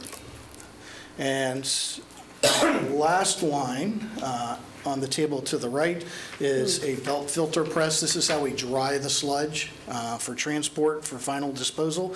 We have one. If it goes down, we have to start exploring other means like tankering, putting sludge in tankers to take to our Yankee Lake plant. On the right is a map of the facility. To the bottom left of that map just shows the clarifiers that I mentioned previously. The table to the left is actually from a different report. It's still in draft form, as you can see with the stamp there, but I thought there were some important numbers to point out. In the right-hand column, you see the numbers kind of hover around 80%. These are annual average daily flow and a maximum of 3-month average daily flow. So these are average numbers of what's coming into the plant relative to the plant's rated capacity. We're at about 80%. Engineers might recommend that we need to start planning at this point for expanding the plant. And if you go down another row, you see 101%. This is the maximum daily flow that we experienced during Hurricane Milton. More flow than the plant can really handle in a maximum day. So a couple of months ago, we asked the board for permission and have applied for state revolving funds with 50% forgiveness to help us address some of these items.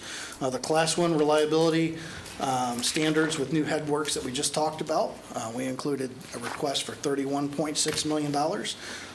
The 2 million gallon equalization tank, that would enable us to handle that surge, that 101% during a storm.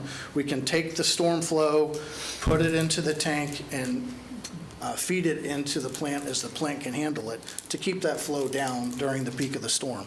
A new generator, the plant needs a new generator at the plant for emergency backup power. And we also included in the request conveyance improvements to alleviate essentially upstream bottlenecks, as well as to give us the flexibility to transfer flow from Greenwood Lakes to our other wastewater treatment plant at Yankee Lake. So how does that flow get from 80% to 101%? It's not just people staying home during the rain, flushing toilets and taking showers. It's infiltration and inflow, groundwater infiltration, stormwater inflow. This results from cracks and leaks in the pipe joints and manhole joints primarily, but there's also missing clean-out caps and unpermitted stormwater connections. Intuitively, I&I is higher when the water table is higher during the wet season, and peaks during and following significant rain events. Well, what's the problem with that? It increases the risk of sanitary sewer overflows, sewage spills, usually at a pump station that gets overwhelmed by this surge resulting from I&I, but can also cause problems at the treatment plants. So we had an I&I evaluation conducted. We started one last summer. We're doing another one this summer. The results of the one last summer, and we initiated this in response to 2023 regulation, a new regulation from the State Department of Environmental Protection requiring that we evaluate at least 25% of the gravity sewer system every 5 years. So as part of our study, we installed, or had a consultant install 50 flow meters, and they evaluated and measured I&I in about a third of our system. Just picked a couple tables, and this is a 900, again, this is still a draft report. It's a 900-page report packed with graphs and tables and figures. I picked a few just to illustrate one. We have 1.8 million linear feet of gravity main in our system and nearly 9,000 manholes. That's a lot of area of exposure for I&I. The results, and I'll just summarize this briefly, during dry conditions, we had a few areas of concern with groundwater infiltration, but then when we had significant storm events like Hurricane Milton, another specific event that they looked at, the numbers jumped up pretty dramatically as to how much stormwater inflow gets into our sewer. The recommendations, this is a summary table. Again, it's a draft from the report, but it just provides some quantities of linear feet of pipe where we might need to look at additional flow monitoring or have additional investigation. We talk about find and fix programs. We do CCTV and smoke testing to identify the problems. Where are the leaks and how do we address them? And these are some cost estimates in the report that we would turn over to the master planner and say, hey, as you're developing the CIP and looking out long range, these are the types of numbers that you need to feed into the CIP so that we can address these problems. And with that, I'll turn it over to Steve. Thank you, Johnny. Good afternoon, Chairman and members of the board. I'm Steve Riley, Project Manager with Jacobs Engineering, located at 200 South Orange Avenue in Orlando. Switching the topic over to drinking water, earlier this year, Jacobs was asked to conduct an independent review for the county of your advanced water treatment plants. These include the Yankee Lake Surface Water Plant, the Markham Regional Plant, Country Club, and Southeast Regional Plant. The 3 water plants mentioned all use ozone for advanced treatment, and the Yankee Lake plant uses other processes to treat surface water for use in reclaimed water augmentation. We did a condition assessment of the 4 water plants and a review of the operations. During the condition assessment, we looked at the buildings, electrical systems, the treatment processes, the chemical systems, pumping, SCADA, which Johnny mentioned, which is basically the automated control system that controls the processes and reports back to your central control system. We also looked at the water supply wells. Quickly to review each plant, and you'll see a recurring theme here. The SCADA system, while its overall architecture is sound, the individual controllers within the system are very old, they're obsolete, they have limited functionality, and unfortunately, they're provided by a proprietary vendor who's the only one allowed to service these units. You have, there's only 2 authorized suppliers in the entire Southeast U.S., and the replacement of these components was recommended in a previous master plan work session and also recommended a few years back in the SCADA master plan you had prepared. The operations and maintenance review was found to be well.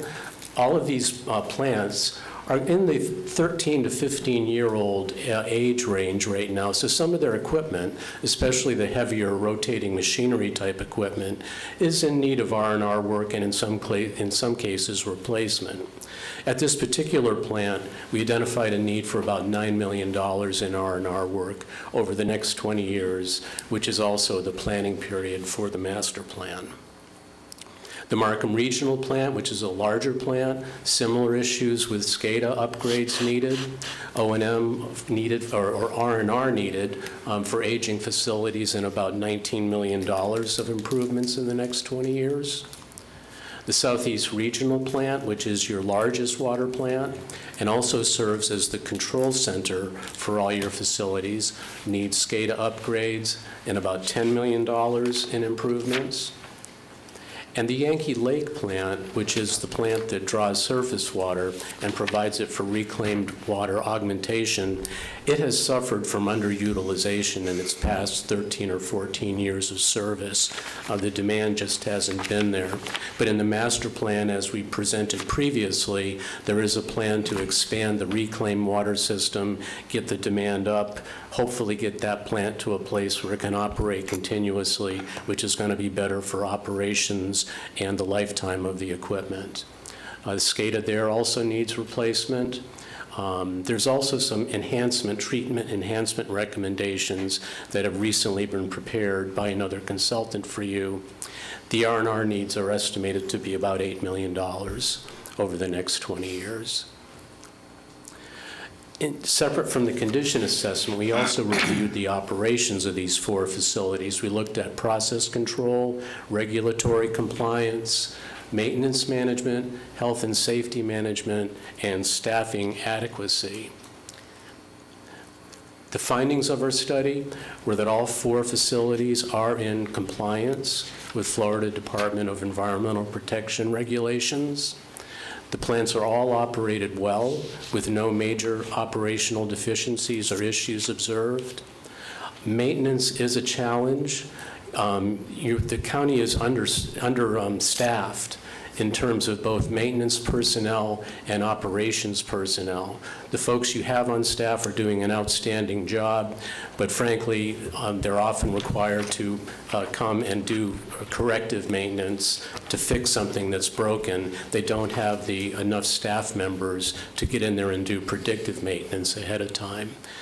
There are about another 6 or so mechanics that are needed, and the total water department is understaffed to a level of about 20 positions to get to full staffing ability. The operations assessment noted the SCADA problems, which leads to operational inefficiencies. And when we look at the total financial needs for R&R work over the 20-year period, we're looking at about $46 million.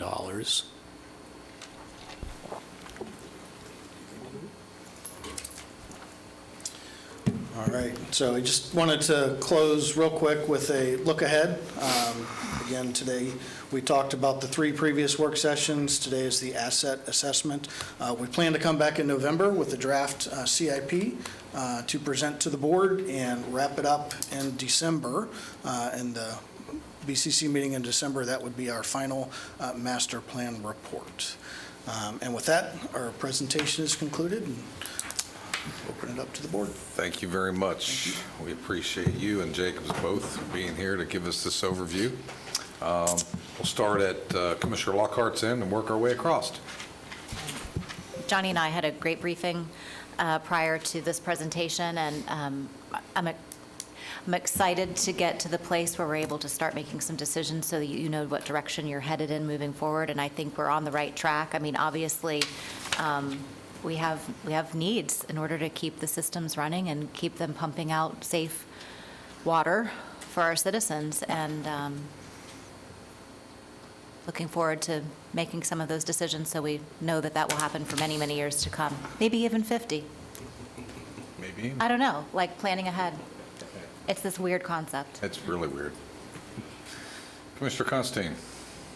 Well, clearly, this is one thing that the citizens never think about. They turn on their water and they don't ever wonder where it came from. They flush their toilets, they don't know where it goes.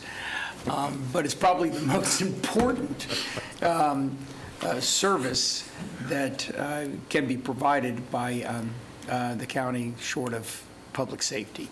So providing clean, potable water to drink and cleaning the rest. So I'm just, as Commissioner Lockhart said, I'm looking forward to this continuing work sessions and look forward to some really positive things for long-term planning coming about. Great. Commissioner Delarry. Thank you, Mr. Chairman. First of all, Johnny and Steve, thank you very much for the presentation. I do have a couple of quick questions. I know you've dug a little bit deeper into I&I right now. You said we've started working on it. We've done a little bit of it last year. I think that's what I heard. Do we have the policies in place on what is the percentages of I&I for the maximum daily flow that is allowable, or are we going to be getting that at the master plan process? So I talked to staff about standards for I&I. You know, we've looked to the EPA, and they have a couple different recommendations in different units. And that is something that as we work with staff and actually program management, helping our staff develop key performance indicators and comparing ourselves through the American Water Works Association benchmarking consortium, compare our results to other utilities, but looking at a standard that is measurable and to hold ourselves accountable for I&I, that is something that we're working on. Will we be getting that at the completion of the master plan in December? I don't know. That is not something that we had planned for the master plan, but that is something that's more of a staff process, SOP, something that we would look at, you know, wanting to hold ourselves and, you know, maintain our assets. All right. What about, I know at one point, maybe it's not in the master plan, we talked about doing an audit on some of our existing sanitary customers to make sure that what they've committed to on demand is actually the demand that they're actually flowing. Are we going to be looking at that as well? So we would look at, I would say more specifically, maybe the potable customers, but just because that's where the meters are, and we can actually compare what, you know, they But it's paid just for. equally as important on the sanitary side as well. Yes, sir. Okay. So we can look at that. Okay. And then this question, probably for Steve. I know, Steve, you talked about one of our plants, most of our plants have ozone, but one has it's non-ozone. One way to do it is chloramine, and those systems are more labor-intensive to actually maintain. We'll be looking at actually any type of conversion of those systems so that we can reduce our O&M and our water that's going to be needed to flush those systems. You are fortunate enough to have high-quality groundwater that can enable you to use the free chlorine, and especially the investment that you made in your ozone systems a decade or so ago turned out to be a very good move, because that avoids the need. You can use free chlorine and not have to use chloramine, which, as you mentioned, Commissioner, chloramine involves combining chlorine with nitrogen. It provides a very persistent disinfectant in the water system. However, when that chloramine degrades, it frees up nitrogen, small levels of nitrogen in the water that can lead to bacteria growth. So I think the best idea moving forward would be to stay with your free chlorine and your ozone. Oh, I understand that, but you mentioned there was one plant that didn't have it. Are you going to be looking at that for the future to reduce our O&M? The water, I think, are you speaking of the Linwood plant, perhaps? It uses free chlorine. It does not have ozone, but it's able to maintain regulatory compliance with the free chlorine, so I would say it's best to stay with that. Okay. Thank you much. End of my statements. Commissioner Herr. Just by the untrained eye, the majority of our assets are older than 2000. They're 25 years old plus, back to dates that predate me, which is pretty damn old. And so I'm looking forward to the plan coming forward, and I'm looking forward to us figuring out how to get this funded, because we cannot leave the community with this big gap that we've had. And so that's my perspective. Let's talk about staffing next. Is the staffing, are they vacancies in the current budget? Yes. So we have been living off of vacancies for a while. We've narrowed down the number of vacancies. I just wanted out on the record that there are vacancies in the budget. That doesn't mean that they are part of any of the reductions that we've done. Correct. Yes, yes. And so And are this is we, outside the general fund, just so. it is outside of the general fund. I should have said that to start out with. Still, we all connect all the dots Yes. from the audience. Are those vacancies are we seeking to fill them now? Yes. And this is not, and Mr. Edwards probably can comment better than I can. He's working with Christina Brandolini in our HR department. This is not unique to Seminole County. No, This it's is a been since I got shortage here. in the industry. We've partnered with our consultants as well to help augment some of our staffing, but we are working on a plan that once this is up and running, that we can get fully staffed to where we need. Because one of the things we've actually looked at is do we need all of the positions that are vacant? And so that's another analysis we're going through as well, and Yep. we'll have that complete this fall. And I think we've done that in past years as well, and so we've narrowed it down. I just wanted to make sure that we get it out there that those are not 20 new positions. Correct. Those are 20 positions that are already in the budget and that are currently sitting vacant, et Yes. cetera, and there's work underway. And that concludes my statements. Thank you. We still have the collaboration agreements with the other cities for supplementing our needs do, for employees. Oh, with employees? So we have interlocal agreements with all the cities for exchange of services, like Right. buying and selling water and wastewater services, but not for staff. So at one point, there was a staff sharing agreement that was put together by City of Altamont Springs to the other partners. In the event we needed workers that could help supplement each other, and we had an agreement to share. So it sounds like to me, you're not aware of it, and it sounds like to me that it probably has not been utilized. Or it probably was never Executed.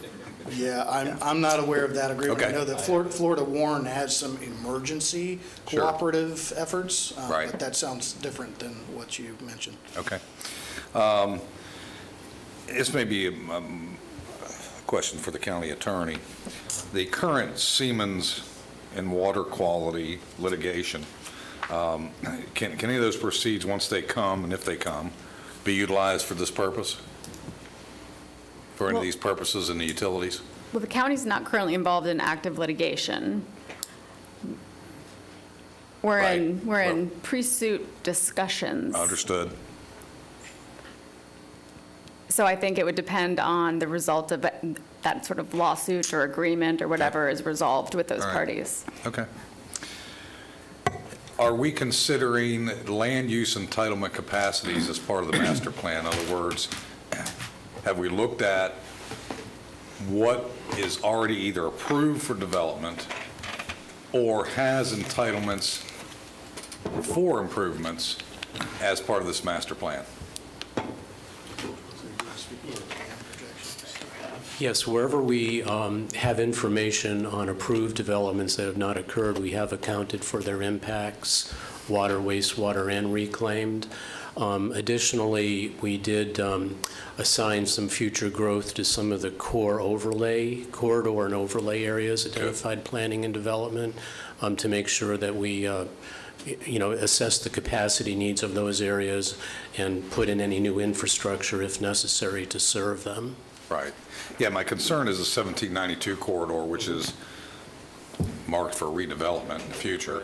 And some of my concerns are, we talked about conservative their own demise. Back in 2006, 7, 8, the county hired Jacobs to come in and stand up some of these treatment areas and put a program in place for the maintenance and monitoring and repair and upgrade, which I come to find out later we did not follow that roadmap, which ultimately has cost us time and money.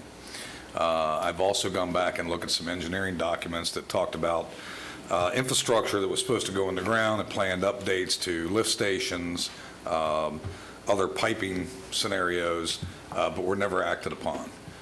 Are we certain we've dug through all that information, and when we get this master plan, all that's going to be there to be able to follow that roadmap?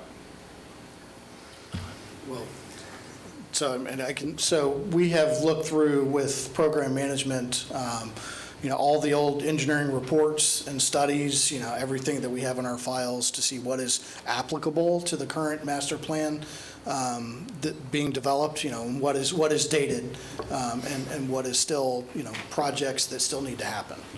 So yes is the answer to your question. We are looking at, prior engineering studies. I mean, the Reagan Center is a prime example. That now we've determined, after they've already gotten their approval to do that, that there was documents that date back 10, 15 years ago that talked about the need to improve lift tie-ins and structure to go in the ground. And then once this was done, now they're told, well, we don't have the utilities. Oxford Road's another example. Those are things that I'm not looking to point fingers, but I want to make sure that we draw a clean line in the sand moving forward, that we've covered all those missing links that should have been covered, or at least been discussed to the county commission as to why they weren't being performed, and we find out after the fact. Just want to make sure we're capturing all of that. Yes, sir. Because it's not going to be fair to future decision makers sitting here 20 years from now to go, well, it's supposed to be there. They're going to have a new consultant that taxpayers are paying more money to go, well, y'all talked about that and there was plans to do that, but nobody ever did it. That's my concern. So I want to make sure, I want to emphasize, to me, it's very important we're capturing all of what we believe needs to be captured. And then finally, don't we have some agreements we're supplying capacity to the city of Longwood, maybe some others, that maybe are outdated? Yes. Are we looking at those as part of this master plan as to what the county's actually supplying to other municipalities versus what we need to reserve ourselves? Yeah, so we have, like I mentioned before, interlocal agreements with all of the cities. The one with Longwood has expired, but we're still, we still renew the actual services and provide the services for the wholesale fee. Separate from the master plan development, we have an effort to renew and update those agreements. And the 23, just as an example, the 23 FDEP regulation that I mentioned before, that's something, that I would like to build into the agreement where wastewater services are provided, just to make sure that these agreements address current regulations and are fair on both sides of the equation. No, and I agree, and I want to be a fair partner with our cities and our neighbors, but at the same time, I don't want to short the county for a promise they've made that they can't fulfill their own obligations for those that have entitlements to do those developments, and now we're telling somebody, well, if we weren't shipping capacity outside of our boundaries, we'd have it to do. So I want to make sure that's covered. And it is part of the master plan in the grand scheme of things, because if we can't plan for what we're ultimately going to do with somebody like Longwood as they grow and demand more capacity, how are we going to handle that if they don't have their own capacity? I don't want to put ours in peril by increasing capacity or reserve capacity, and so that we don't put ourselves in the back seat when we should be in the front seat of that vehicle. Mr. Chairman. Follow what I'm saying? Yes, sir. Okay. Mr. Chairman, that was the audit that I hinted about, that we talked about the developers that not using their full capacity that they've actually told us that are on the reservation, and that's part of it. Yeah. And that will become, Chairman, that will be coming back to you this fall as well, because we are reviewing all of those, because this has come up in the past about. Yeah, I want to make sure that, I think it's on us to make sure we set up future boards for success and not have them sitting where we're currently sitting right now, digging out of a hole going, how'd this happen? Right. And it gets into, and I know this is enterprise fund to a certain extent, but there is some general fund dollars that play a role in this master plan, and to the point where inability to get workers and so forth, this is yet another sign of you make cuts to the point where even if you were able to get some of these people, you can't hire them. Right. We talked about police officers being in high demand. Well, this is another one. Wastewater plant workers, huge demand. When I talk to people around the country, it's like, we'd hire 100 of them if we could. So, great, good work, I appreciate it. I understand it's a a living document that's subject to change, but I just want to make sure that we hit all the things we suspect could change or move around other than outside powers and pressures that come with regulations to make sure we're there. Mr. Lockhart. Before you go away, this binder, does this look familiar? Techno. Utilities Master Plan Binder Addendum, Tech Pub SJ 88-1. That's the one, Johnny, that you submitted for a supplement Okay. the other day. Yes, we So had. okay, so I've looked at it. I understand what it is. So for those of you who don't have the binder in front of you, is a trip down memory lane that is saltwater intrusion in coastal areas of Volusia, Brevard, and Indian River counties, technical publication, January 1988. And it is a great document. It is a trip down memory lane. It gives all kinds of fascinating information. Through what lens do you want me to read this? How am I utilizing this information to make decisions in the future? Yeah, so there was a comment at the last work session about looking into saltwater intrusion. I provided a short narrative about how the CUP and CFWI, I think, help protect the MFLs and maybe limit saltwater intrusion in our area. The St. Johns River Water Management District has been looking at saltwater intrusion for decades. And, they continue to monitor and look at salt levels, but that is the most recent technical publication we could find. So Well, I now wanted to that's share that. fascinating, because if 1988 is the most recent technical document on something that seems to be an important topic, maybe that's something we need to talk about, not for us, but maybe talking with our partners at St. John's or maybe the East Central Florida Regional Planning Council. We could have a conversation with them about that, if this is something that we need to have updated information on. And again, just looking locally, part of the narrative touched on the Geneva bubble, the Geneva freshwater lens and state statutes that were enacted 20 years ago, I believe, to help protect that resource for that part of the county. Well, and we still have active sampling wells in the Geneva area that are checked by St. John's to make sure if something's changing. Well, let me ask part two. So the very first page of the binder is project names, permit numbers, expiration dates, and actual usage of gallons per MGDs. So are these current projects, or are these all utilities? So those are all the utilities in Seminole County as provided by the St. Johns River Water Management District. This data came from them. Okay. And the updated line in their Castleberry, I believe back in April or May, got their CUP updated. They had a recent CUP issuance, and it was cut way back. Their CUP allocation was restricted pretty significantly. Okay, because some of these are expired, some are very near expiration, and some are at or exceeding their permit. What does that mean? I mean, what does that mean to us? It's important, but I think how, to Commissioner Zembauer's point, if we're selling some of our water to some of these other utilities and they're already at their own max of their cups, how does this impact us, and are we going to need to do something to allocate for them? Well, I know that's a lot of questions. packed into that question. I know. I want to know, when you give me information, I want to know exactly what type of decision I need to make with this information and what's available to me to do something about it.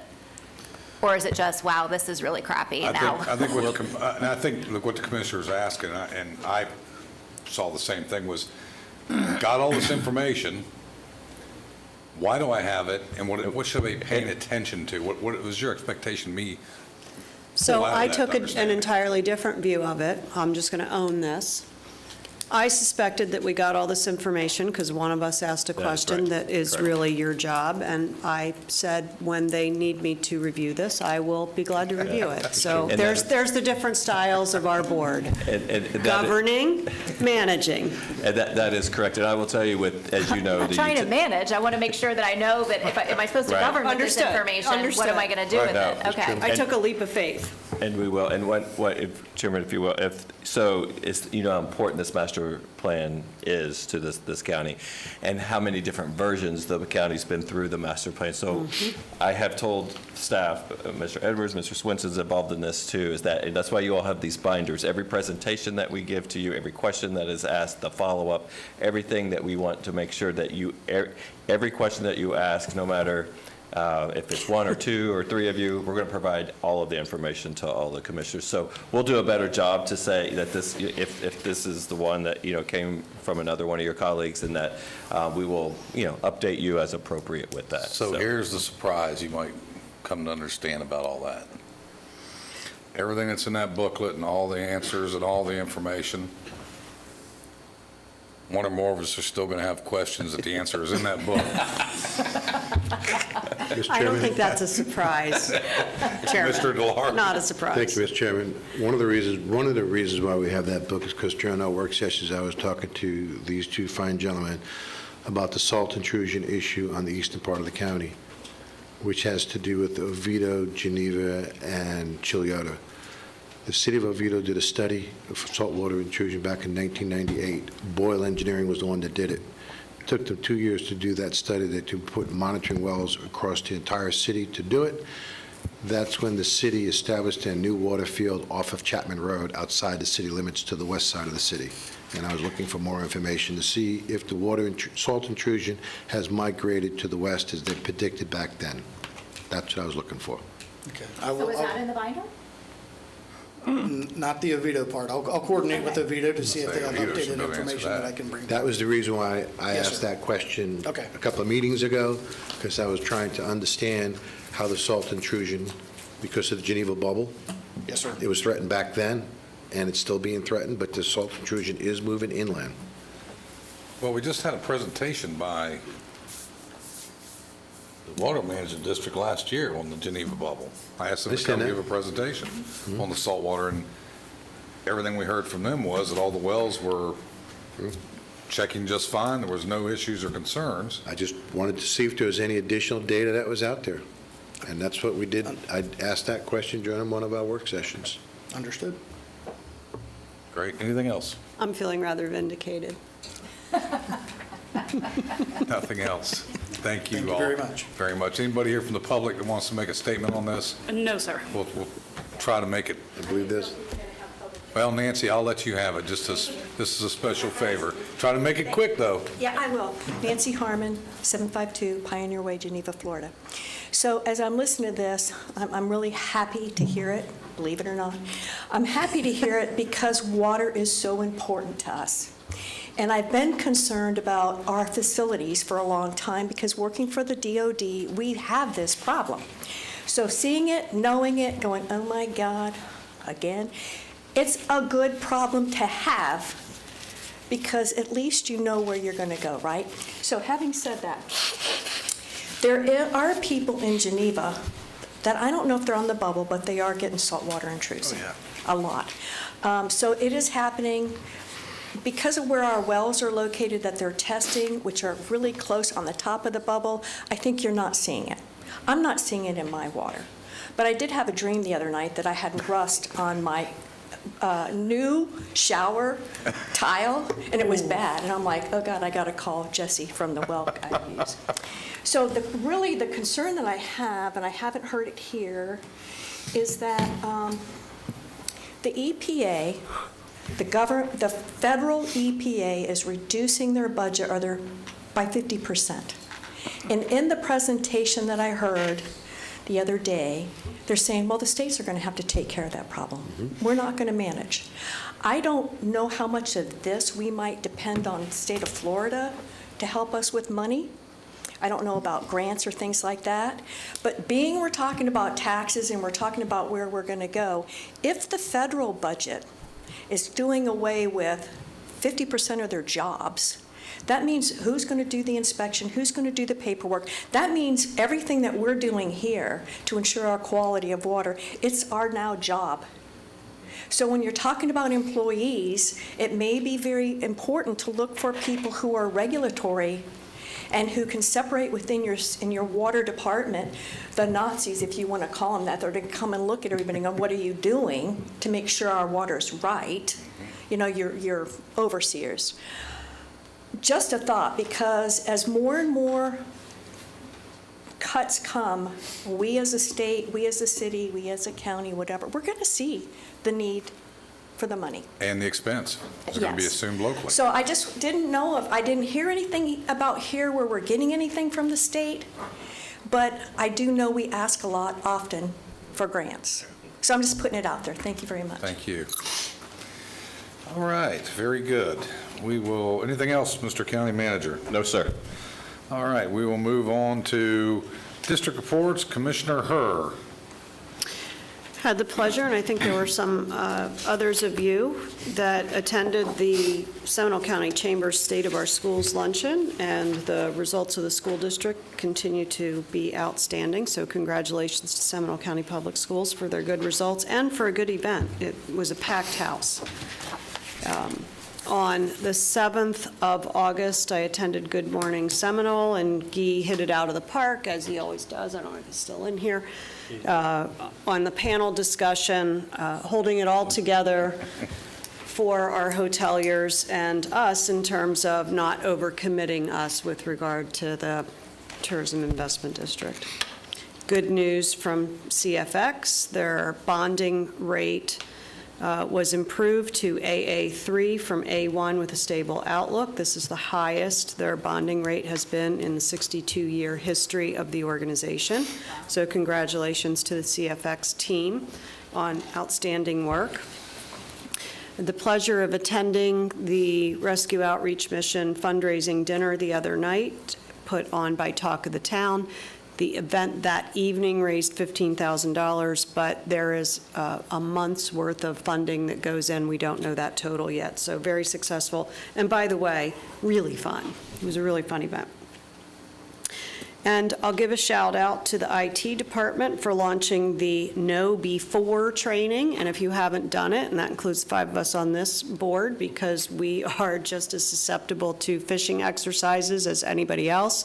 And quite honestly, it can help you at home not to be susceptible to that, to invest the 15 to 20 minutes that'll take you to go through that and learn what the bad actors in the universe are doing through technology to steal from us. If I could ask, is that the training we went through earlier this year?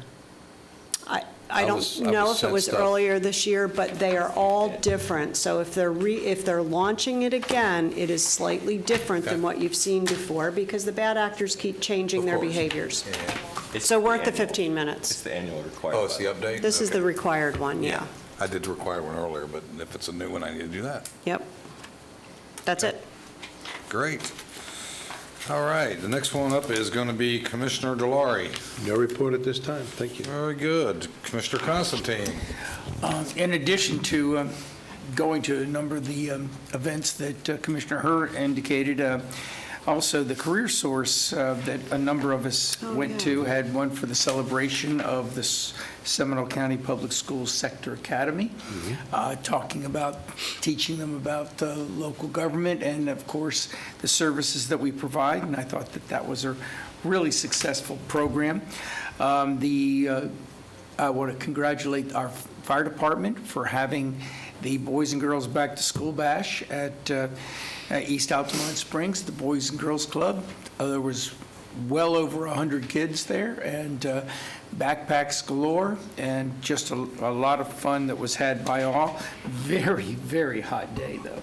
But it went really well, and I want to congratulate them.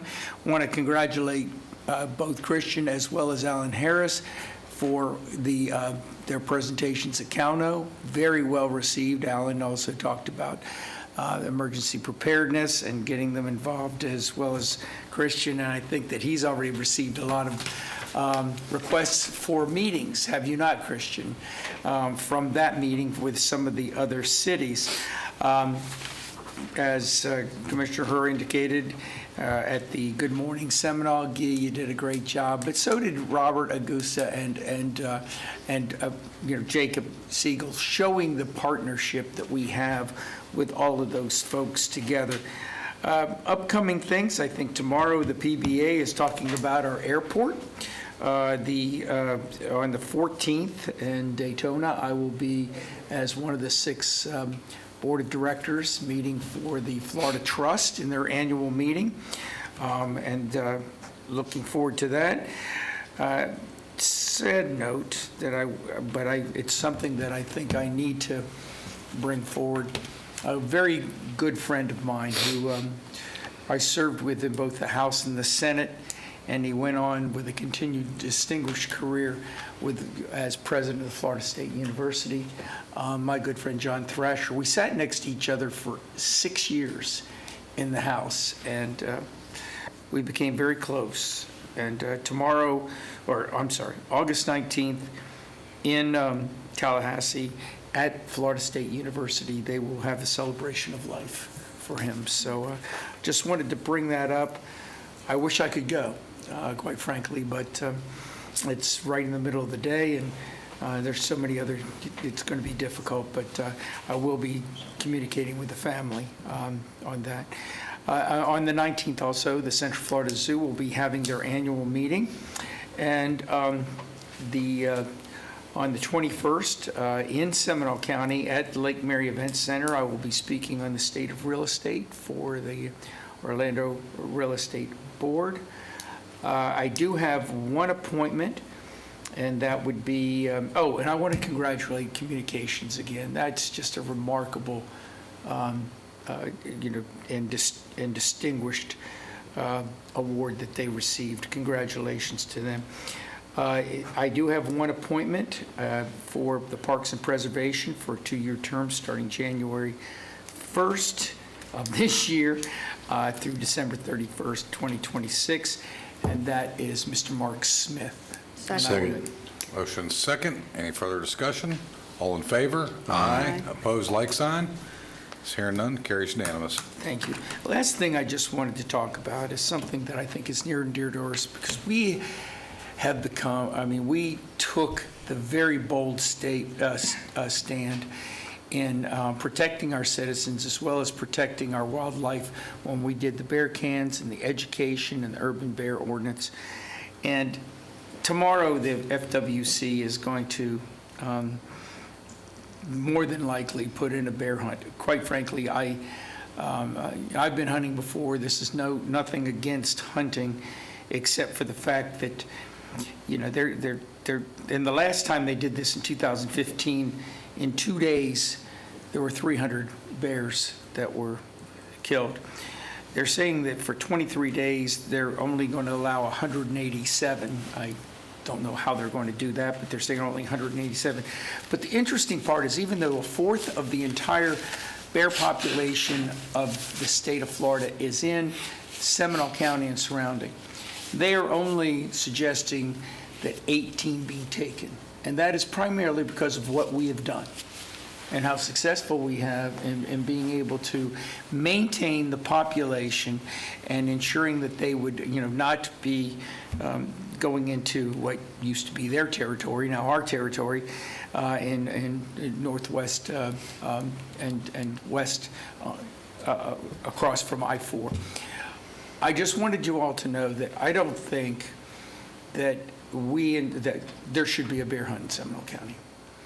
And I understand that we don't have any control for the state, and I don't, and I'm not asking anybody else to share this, but I am sending to the chairman in form of an email just requesting that if you're going to do the hunt, you don't have to do it in Seminole County. We are doing everything we can to control our population, and we have not had a negative incident in many, many, many years, or a number of years, and we continue to be dedicated to that urban bear ordinance. So I wanted to say that if anybody wants to join with me in doing that, I'd be happy to share the request to Rodney Barrero, but I did want you all to know that that is something that I feel very strongly.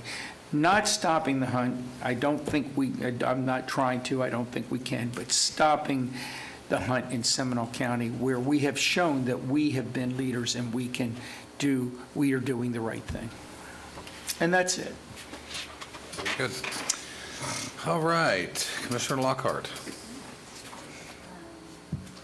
Handouts for you all.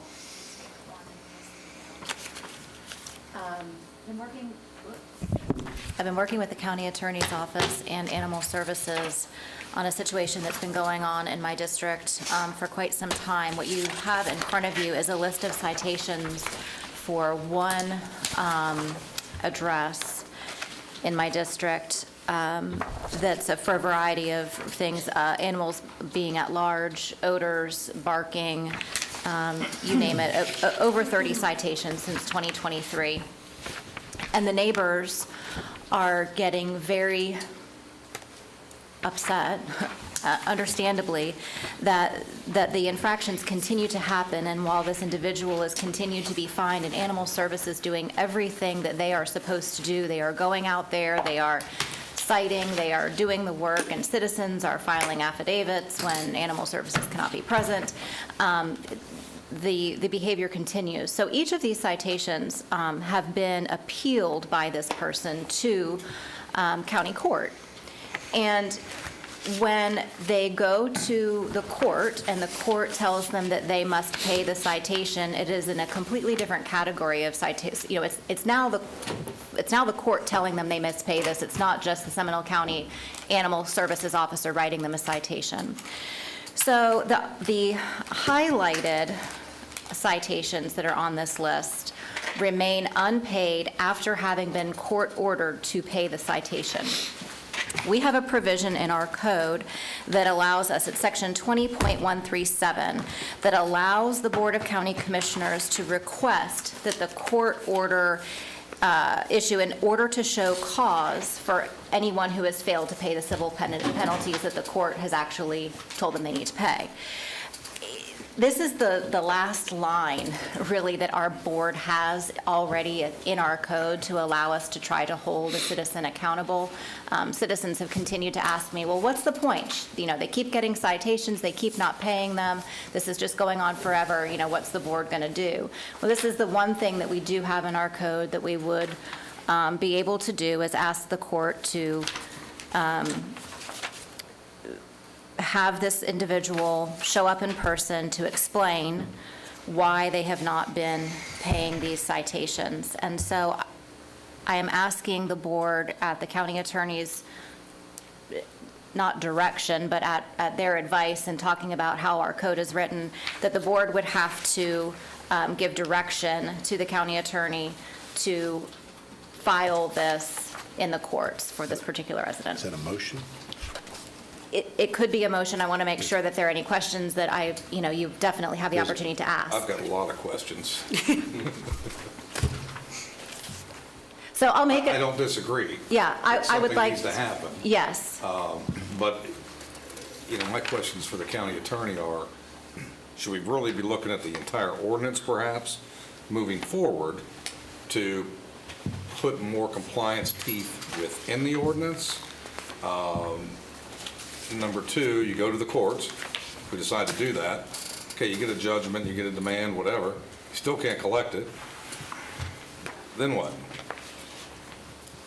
And that's what this process is for in your code. This is the only next step that we currently have. Whether you wanted to add more options, we could definitely explore that, but it's not uncommon for these civil citations that are confirmed or adjudicated by the county court judge to sit on a shelf unpaid. There's not really a lot of enforcement action taken outside of the county to get the payment. And they usually are, the payment is usually due within 30 days of the judge's order.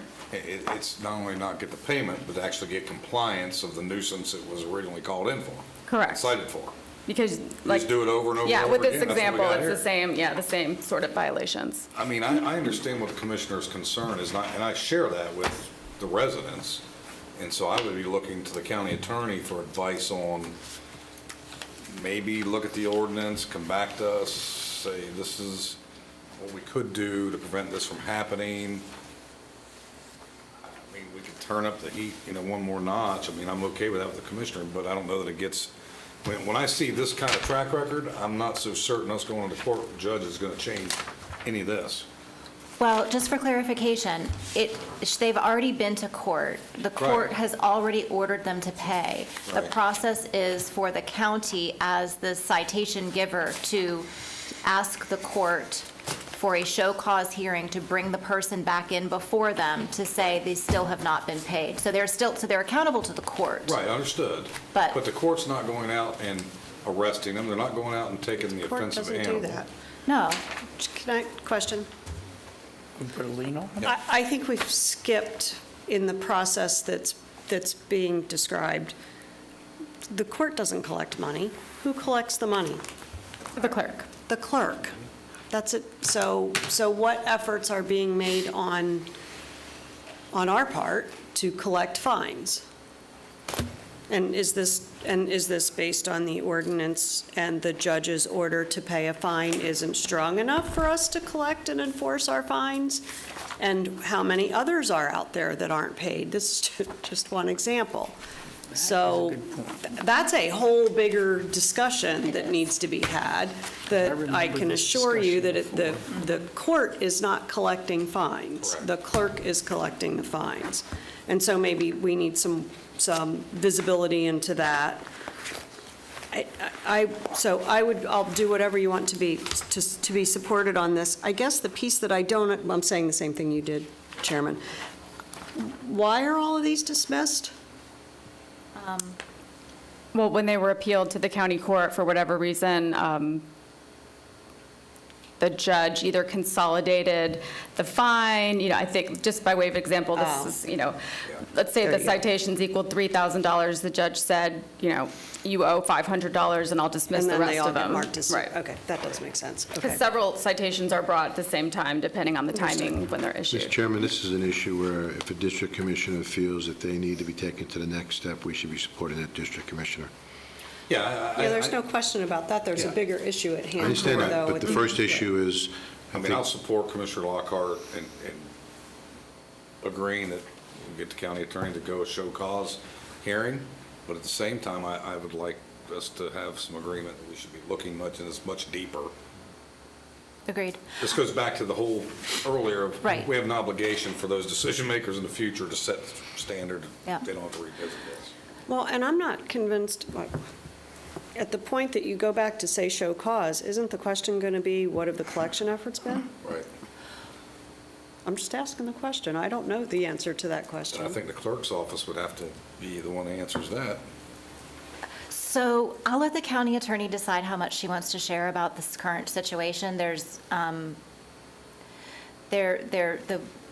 person is very well aware that they owe this money. There is ongoing active communication from county staff to this person, reminding them that they owe this money.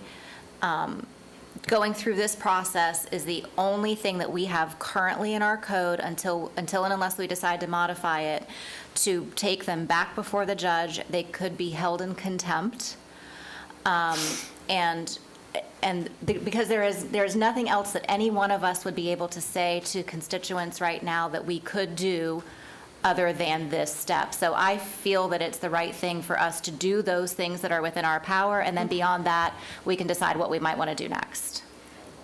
Yeah, and if I could just clarify, once the citations are appealed to the county court, they're county court jurisdiction, they're county court citations, they do become a fee that's due to the clerk of the court. The county pays the clerk of the court $10 per citation that we file with them. Every time we issue a citation, we pay the clerk $10. Right. So it's no longer our citation, but I can tell you with regard to this particular person, like Commissioner Lockhart says, she knows she owes this money. We currently have one of her dogs in custody because it was off leash running around the neighborhood, which is one of the violations. And we have a code provision that says she has to pay her citations before we will release the dog. And so the dog's in jail. The dog's in jail. Dog's in jail at taxpayer expense. So are you making a motion? Code. So I would like to make a motion to request that the board authorize the county attorney to request the county court issue an order to show cause as to why this resident has not paid their civil fines. Second. Motion second. All those in favor? Aye. Opposed, like sign. Carries unanimous. Thank you. You're welcome. conversations for another day, for sure. The other thing that I would like to bring you all up to speed on is at our last Central Florida Commuter Rail Commission meeting, there was a presentation to talk about weekend Sunrail service and what it would take in order to bring that to fruition. I'm going to give you all copies of this presentation, so keep one for the clerk. I'm going to skip to the highlights of this presentation. We're going to have a work session on this topic in the near future for the Commuter Rail Commission because it is a deep dive and it is a commitment that each one of us will have to bring back to our boards to decide how we want to move forward. That being said, for the Sunshine Corridor to be a reality, we will have to run nights and weekends. If you're trying to catch a flight at the airport and you need the train to get you there, we can't be running Monday through Friday, 6 to 5 to 10 or whatever the time is right now. So I want to draw your attention, and I'm sorry there are no page numbers on these slides, but Mine are upside down. well, listen. Turn it the other way then. Okay. So It's user error. So the fourth to last slide, which has weekend service options listed at the top. One of the biggest hindrances we have right now, if you put money aside, the lead time to buy the additional locomotives that would be needed in order to comply with the FRA regulations, so that they're taken out of service at the appropriate time and serviced at the amount that's needed and have the number of staff and what have you, we would need to buy additional trains. The lead time to purchase those 3 locomotives is anywhere, it's about 60 months. So it's 5-year lead time to purchase the locomotive. To lease a locomotive could be 12 to 18 months, but there's only one company right now that's offering leases, and while they have signed some lease agreements, they have not actually delivered on any of those locomotives as part of their lease. So, minor hiccup there. So the purchase of 3 locomotives and 3 cab cars, capital cost of $61,800,000. That is what we would need to run on weekends for the additional capital costs. If we wanted to lease, if the lease actually became an option, that's $3 million a year for a lease, which it would be obviously a much more manageable dollar amount, but I hesitate to even talk about that as being a real possibility.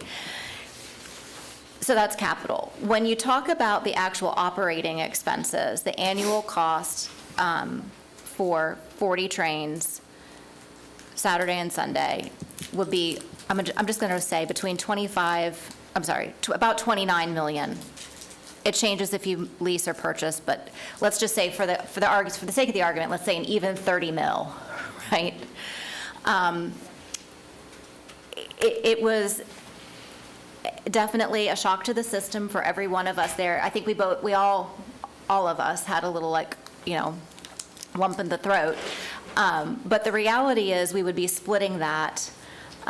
We have a currently existing funding agreement. That funding agreement could be modified. Orange County is very concerned because they would be one of the largest funders of this.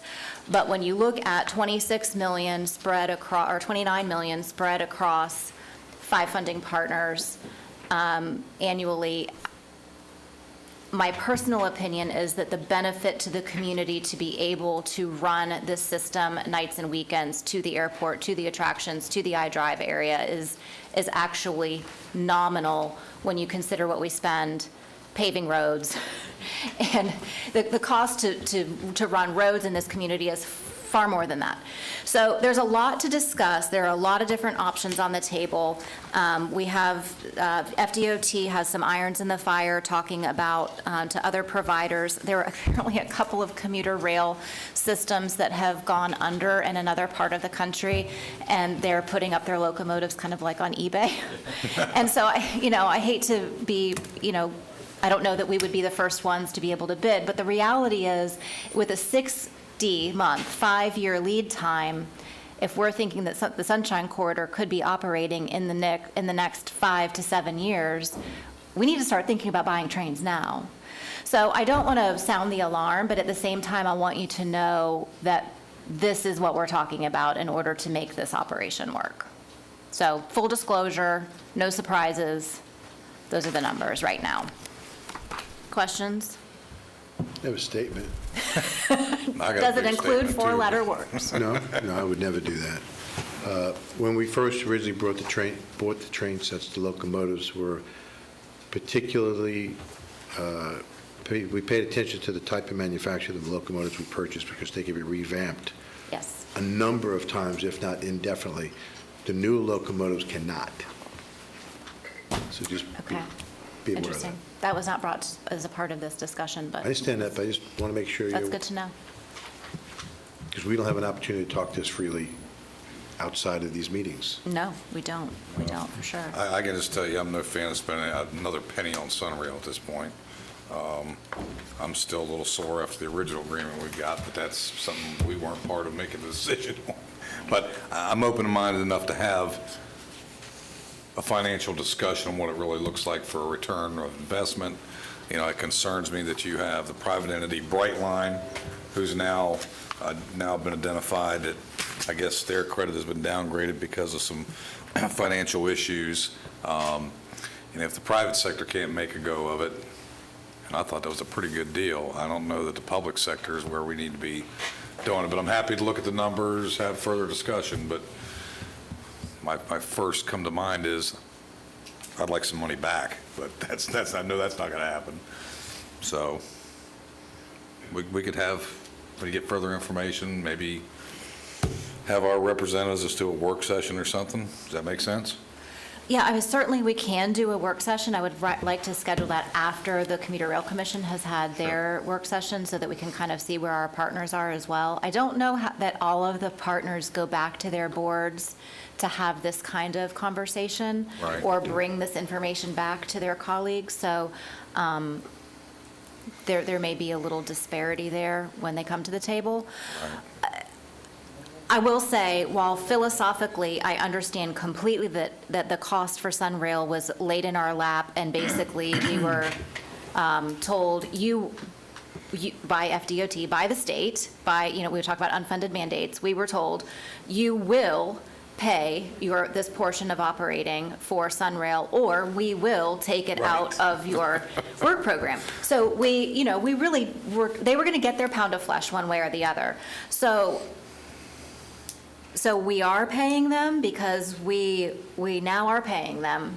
And moving forward, if our community is committed to the Sunshine Corridor, the other thing I need to tell you is they took FDOT took the procurement for the PD&E study for the Sunshine Corridor from the local district and is now running it out of Tallahassee.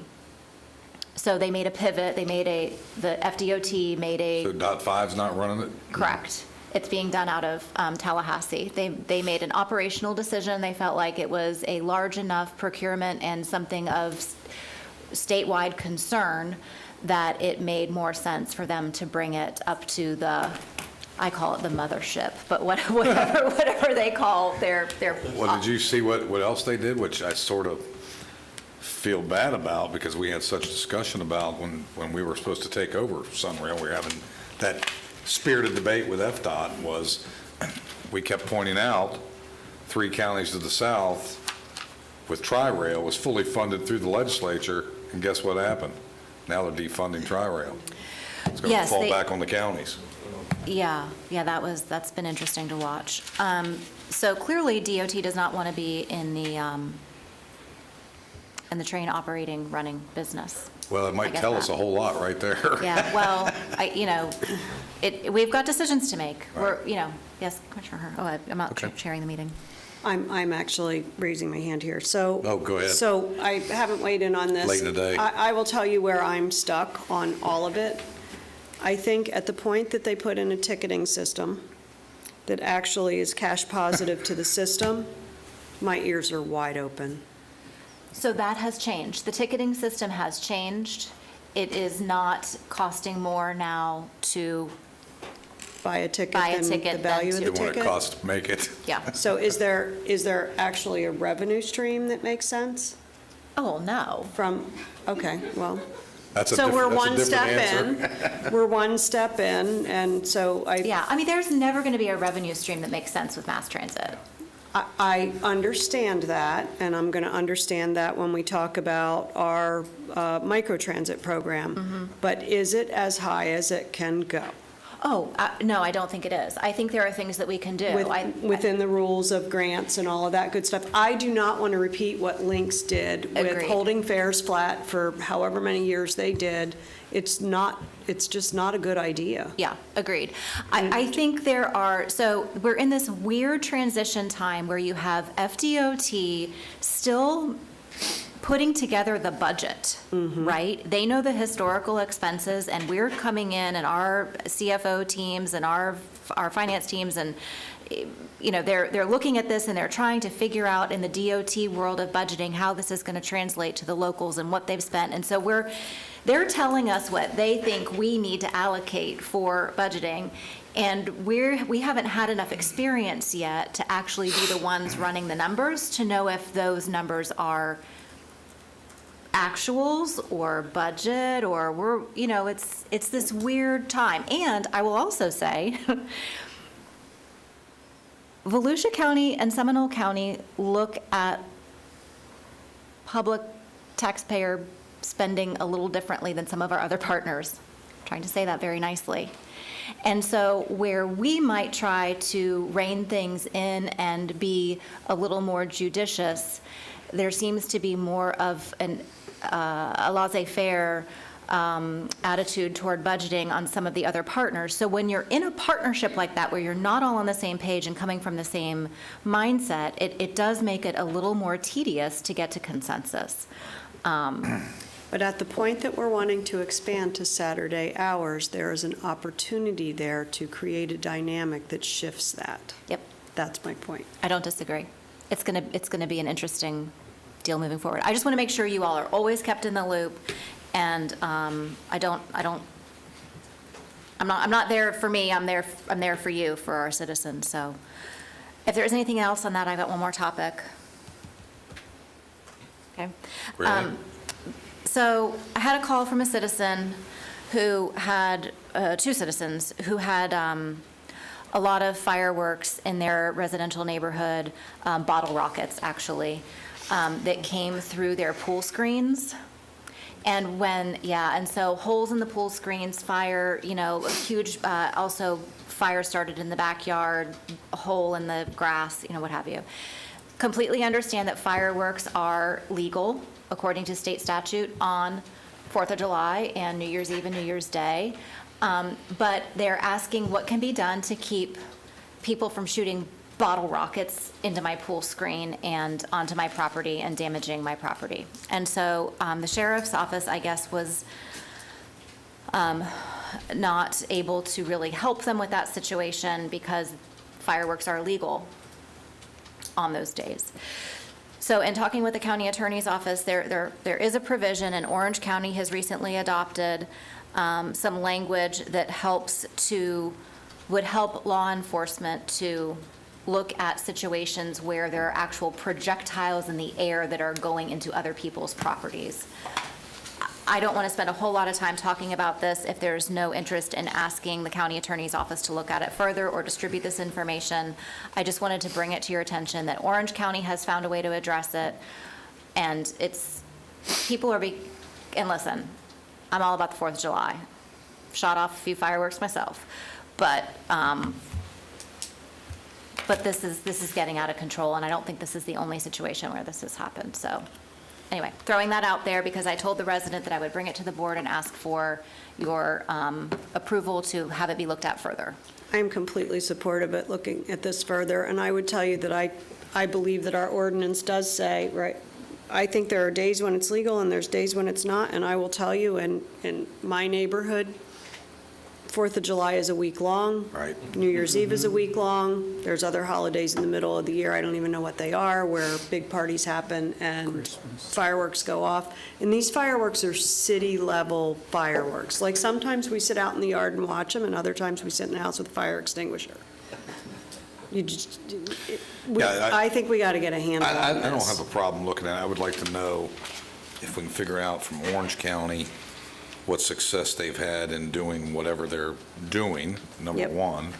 You know, it's always been a problem in the rural area. You would think in the rural area, hey, everybody got plenty of room to let off fireworks, but the problem with fireworks in the rural area is it startles horses. Spooks. Yep. And next thing you know, you got a horse tied up in barbed wire, busted through a fence, and now it's 3 miles from their home, and, you know, the sheriff can only do so much. So, I mean, I'm happy to look at it and understand what success they've had other than just saying, hey, here's a letter, don't do that again. In the grand scheme of things, yes, that happened. Does it happen like every week, every month, or just every 4th of July? I mean, they put bottle rockets up and they fire with it, all comes back down somewhere. If not in my house, the way the wind's blowing, it's the other neighbor's house, the way the wind's blowing. So I don't know. I'm happy to have a better understanding of what Orange County's been able to accomplish, if anything. I can't tell you, it's a fairly new regulation they just put in place in May, so I don't know that they're going to have a lot of feedback yet, but we can reach out to them. Sure. I mean, I'm just not a big fan of making rules or laws that aren't enforceable or not going to enforce just because you got one or two that are bad apples. Understood. So that's my position. Fair enough. Look for the attorney. Okay. All right, thank you. Again, not trying to ram anything No. down anybody's throat, just Understood. just committed to bringing it up. Right. No worries. Appreciate that. That's all I have. Okay. I'll try to go through this as quick as I can. Since we're just on that topic, I'll bring up my ask for my constituents. And I think I already know the answer to this because I've brought it up before, but I'm under an obligation to bring it up. You all probably received an email from one of my constituents this week that has to do with taking over private roads and drainage systems again.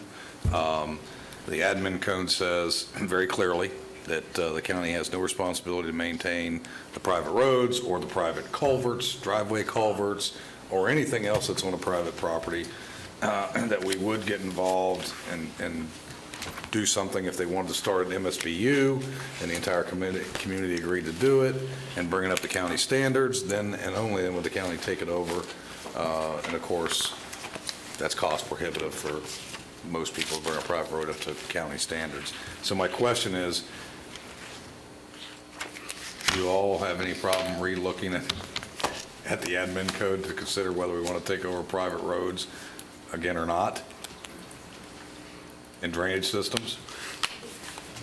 I think the question really rests on the use of an MSBU and how much those citizens are going to be contributing to it. Personally, I mean, It's not just an MSBU, it's also, now you have a minimum width of a right-of-way. Right. oh, The problem, Right. the problem I have in my district is, and it's not often, but it's often enough, we get new residents move in. They're not always told they're going to be on a private road. They don't do their due diligence.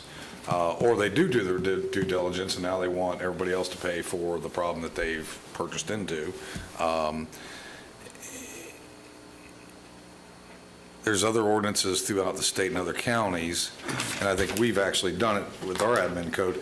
If it's an emergency situation where the road's washed out and fire engines or first responders can't get there, we can make a temporary one-time repair.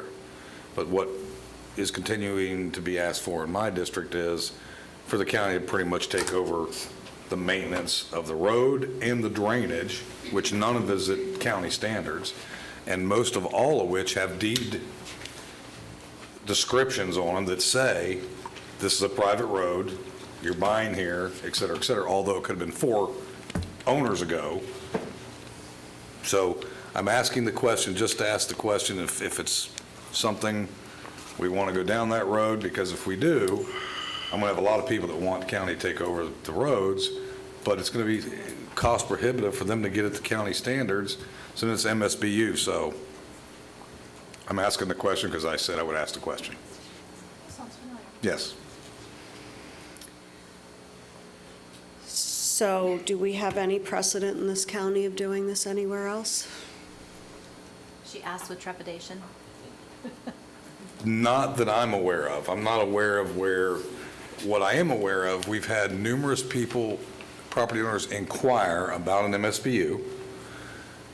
And soon as they learn that the code requires them to incur the cost to bring the roads up to county standards first, before the county would ever take them over, that usually stops the conversation. Because it's just not cost effective, even if it's a half-mile long road, for the citizens to go in, pull all the culverts, regrade the road, get the permits to do it through St. John's, and then on and on and on. It's And Commissioner, as soon as you start that, there are people in my district that want us to take over the medians and fixing the medians. Understood. People that have built signs in the right-of-way that now want us to fix the signs, even though we had nothing to do. This is a slippery slope that I do not want to start getting involved in. If there is problems, real problems. Right. That are caused by us, okay, that's one thing. That's a different story. That's a Understood. different story. But Right. what you're asking for opens up a can of worms and whoop ass that I don't even want to talk about. Well, we actually have talked about it before, but I thought. Yes, we have, and we dismissed it quickly. You did. So I've done my due diligence and I brought it up. Great. I'm telling your mom, Commissioner Constantine. I've heard you say worse words. Oh, without a doubt, but my mom said them too, so I think that's good. Some of these I can skip because you all have already mentioned them that we already Okay. been to. So I'm skipping those. Attended the ribbon cutting for the unveiling of the Seminole County 1765 map and exhibit and opening over at the museum. That was Pretty neat deal, well attended. Attended the Red Bull press conference, which is the Red Bull Competitive Challenge, which is the roller coaster challenge. It's going to be. Are we building our own bicycle? I think we should have our own. My back already hurts. I'm not getting into that. Have you seen that? Oh, my God. Oh, it's a crazy course, but it's pretty neat. There'll be 40 teams competing. It will be broadcast worldwide. It's the first time it's in the United States. It's a tandem bicycle, all fixed up with all kinds of fancy trim that's going to be riding an obstacle course over Crane's Roost. Water. All over the water area. So that's going to be interesting. Chief, are you listening to this? You want to try it? No. Bob, you and Lee can do it because I'm not doing it. I'm getting too old. Chief, let's get a team for the fire department. No. I'll be with you. Workers' comp issue. Yeah. Also, of course, a lot of you know, unfortunately, Lake Mary was eliminated in the playoffs last week. Altamont's still. Altamont Baseball Academy. I'll read my notes. All-Stars are playing in the Babe Ruth World Series in Branson, Missouri. After pool play concluded yesterday, the Altamont Springs All-Stars are the #1 seed in the U.S. pool and the #2 seed overall, just one run behind Chinese Taipei in the 42-team tournament. There are 25 teams from the United States, 17 international teams. This is the 4th straight year that the Altamont team has made it to the World Series. Last year, Altamont Springs sent 3 teams to the World Series. This current 12U team is the reigning world champion, having won the 11U World Series last year. The Altamont Springs All-Stars begin bracket play tomorrow, 4:30 against the Hawaii team. So, root the Altamont Spring team on. We sincerely are proud of all of our teams here in the region, good stuff there for our children. I also want to give a special shout out to the sheriff's office and the men and women of law enforcement. School has just recently started, and the sheriff's office, the men and women are out there keeping track and keeping our kids safe. There's been some crosswalk violations with people just not paying attention, and I want to believe that motorists aren't doing it on purpose. They're just distracted. Now the school's back in, they blow through some of these, passing, improperly around buses. So I would just ask the general public to try to be cognizant of what's going on with school going back in. We want our children to be safe, and thank the sheriff's office for, the things they're doing each and every day at our schools to keep everybody safe and the parents' concern down to a minimum. It's great stuff. So outside of that, I've got nothing else. We will move for public input on any non-agenda item. And what do we have there, Ms. Dominique? We have one speaker, Leslie Grubel. Leslie, how are you today? Mr. Chairman, as she's coming up, I just want to say, also, I think the 8-year-olds from Sanford have won their national tournament also. Have they? I haven't seen that. I was told by Justin Frost. Okay. And everything that he has 2 boys in it. They were Great. winning too. So Congratulations. A lot to be proud of our kids here in Seminole County. hub of Little League baseball. Yes. Okay. Yes. And the softball. Is that right? Might be a little close. Yeah. Just give us your name and address for the record. Leslie Grubel, 1841 Misty Moore Place, Longwood, Florida. Okay. On a high note, I just want to say that I've sat in on a number of these budget meetings, and I am really pleased that the county offices have reduced and tightened their budgets, and to keep their budgets at an only increase at 1.3%. And that's 33% of the budget, isn't it? Yes, ma'am. Right. So, and I would also comment that in regard to the other 66% of the budget, one of those involved in this was Sheriff Lima. And I add that Sheriff Lima's concern about the loss of fully trained officers to other areas, offering signing bonuses and other areas of higher salaries. I think they explained well why they needed that budget increase. And even at that, you had asked them to go back and look again, and saved us $1 million. Thank you. And I think that it's important to recognize that this is a very real problem with the police. And I hope the county will understand this, and the citizens. When you look at Orange County, looking at ICE bonuses being offered to their trained officers, and I don't know if they're looking at whether or not maybe even Seminole County might go down to get some of that money. So that increase in our budget was probably well done. So the only thing I wanted to had some wondering about why one of our commissioners continues to vote no on all of these budget ideas. I'm not hearing any suggestions to how we might help our budget.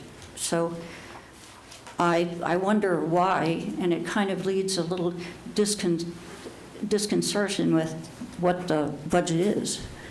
So I would ask that maybe that commissioner could somehow come along with explaining why he's the only one.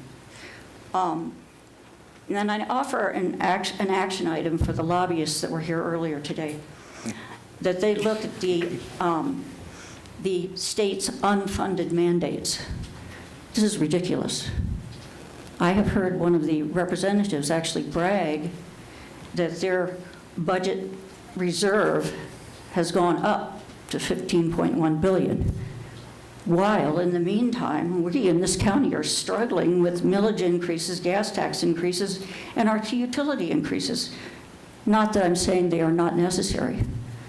I'm only saying that someone needs to talk to that, and I think that behooves our citizens of our county to write our representatives that has nothing to do with you, but maybe would get these mandates cleared up, because I find that to be egregious. Thank you. Thank you, Ms. Leslie. Cost shift. All right, is there anyone else? Mr. Green, did you fill out a form?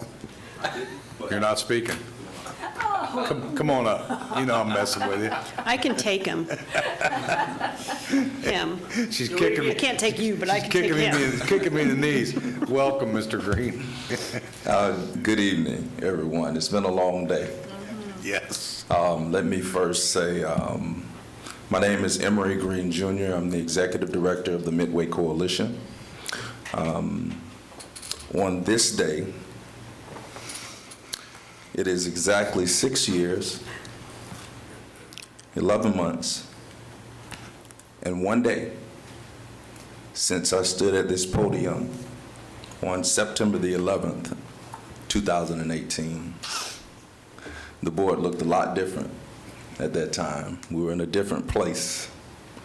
It was before a global pandemic. Since then, we've had countless hurricanes, hundreds of meetings, text messages, and Zoom calls, and all of the above. But I wanted to take a moment to affirm and acknowledge each of you. First and foremost, Chairman Zimbauer. I'll move on to our commissioner, District 5, Commissioner Herr, Commissioner Bob DeLauer, Commissioner Constantine, and Commissioner Lockhart. Each of you have prioritized our community with a level of urgency in such a short amount of time to ensure that we are never left behind or forgotten. The things that we advocated for early on, the things that we can now check off the box to say that we've accomplished, will be legacy items for not only just each of you, but for this body. So many times in our government and our system, we find chaos, we find uncertainty, we kind of get dismayed. But I wanted to give you that date today so that everyone watching in TV land, everyone that is here in the sound of my voice in this body, they understand that change doesn't happen overnight, but it takes a collective effort of individuals like you and the residents of historic Midway, Kansas City that understand the importance of building a brighter future, not only just for this county, but for all of the residents that you serve. As North Orlando continues to grow, in and around the airport, bringing amazing transportation like Scout, building new green assets like the Midway Loop Trail, and connecting residents all through this county from the Lake Monroe Trail Loop that is now coming down Celery Avenue, connecting downtown Sanford. This is the turn of a new leaf. And I wanted to personally, on behalf of all of the residents, the elders, and the community that we serve, that's growing exponentially, say thank you. Thank you. Good work. Good to see you. Good work. It would be remiss of me to not say, as we all know, if it were not for the community and the assistance from the community and community leaders like yourself, it would be difficult for us to make some of the inroads that we have in helping collaborate and getting all these things accomplished. So thank you as well, and thank the community for their understanding, their patience, and getting us to where we all want to be. So thank you very much. Is there anything else for the good? Persistence. Anything Your else persistence. for the good of the order? All right, we shall be adjourned.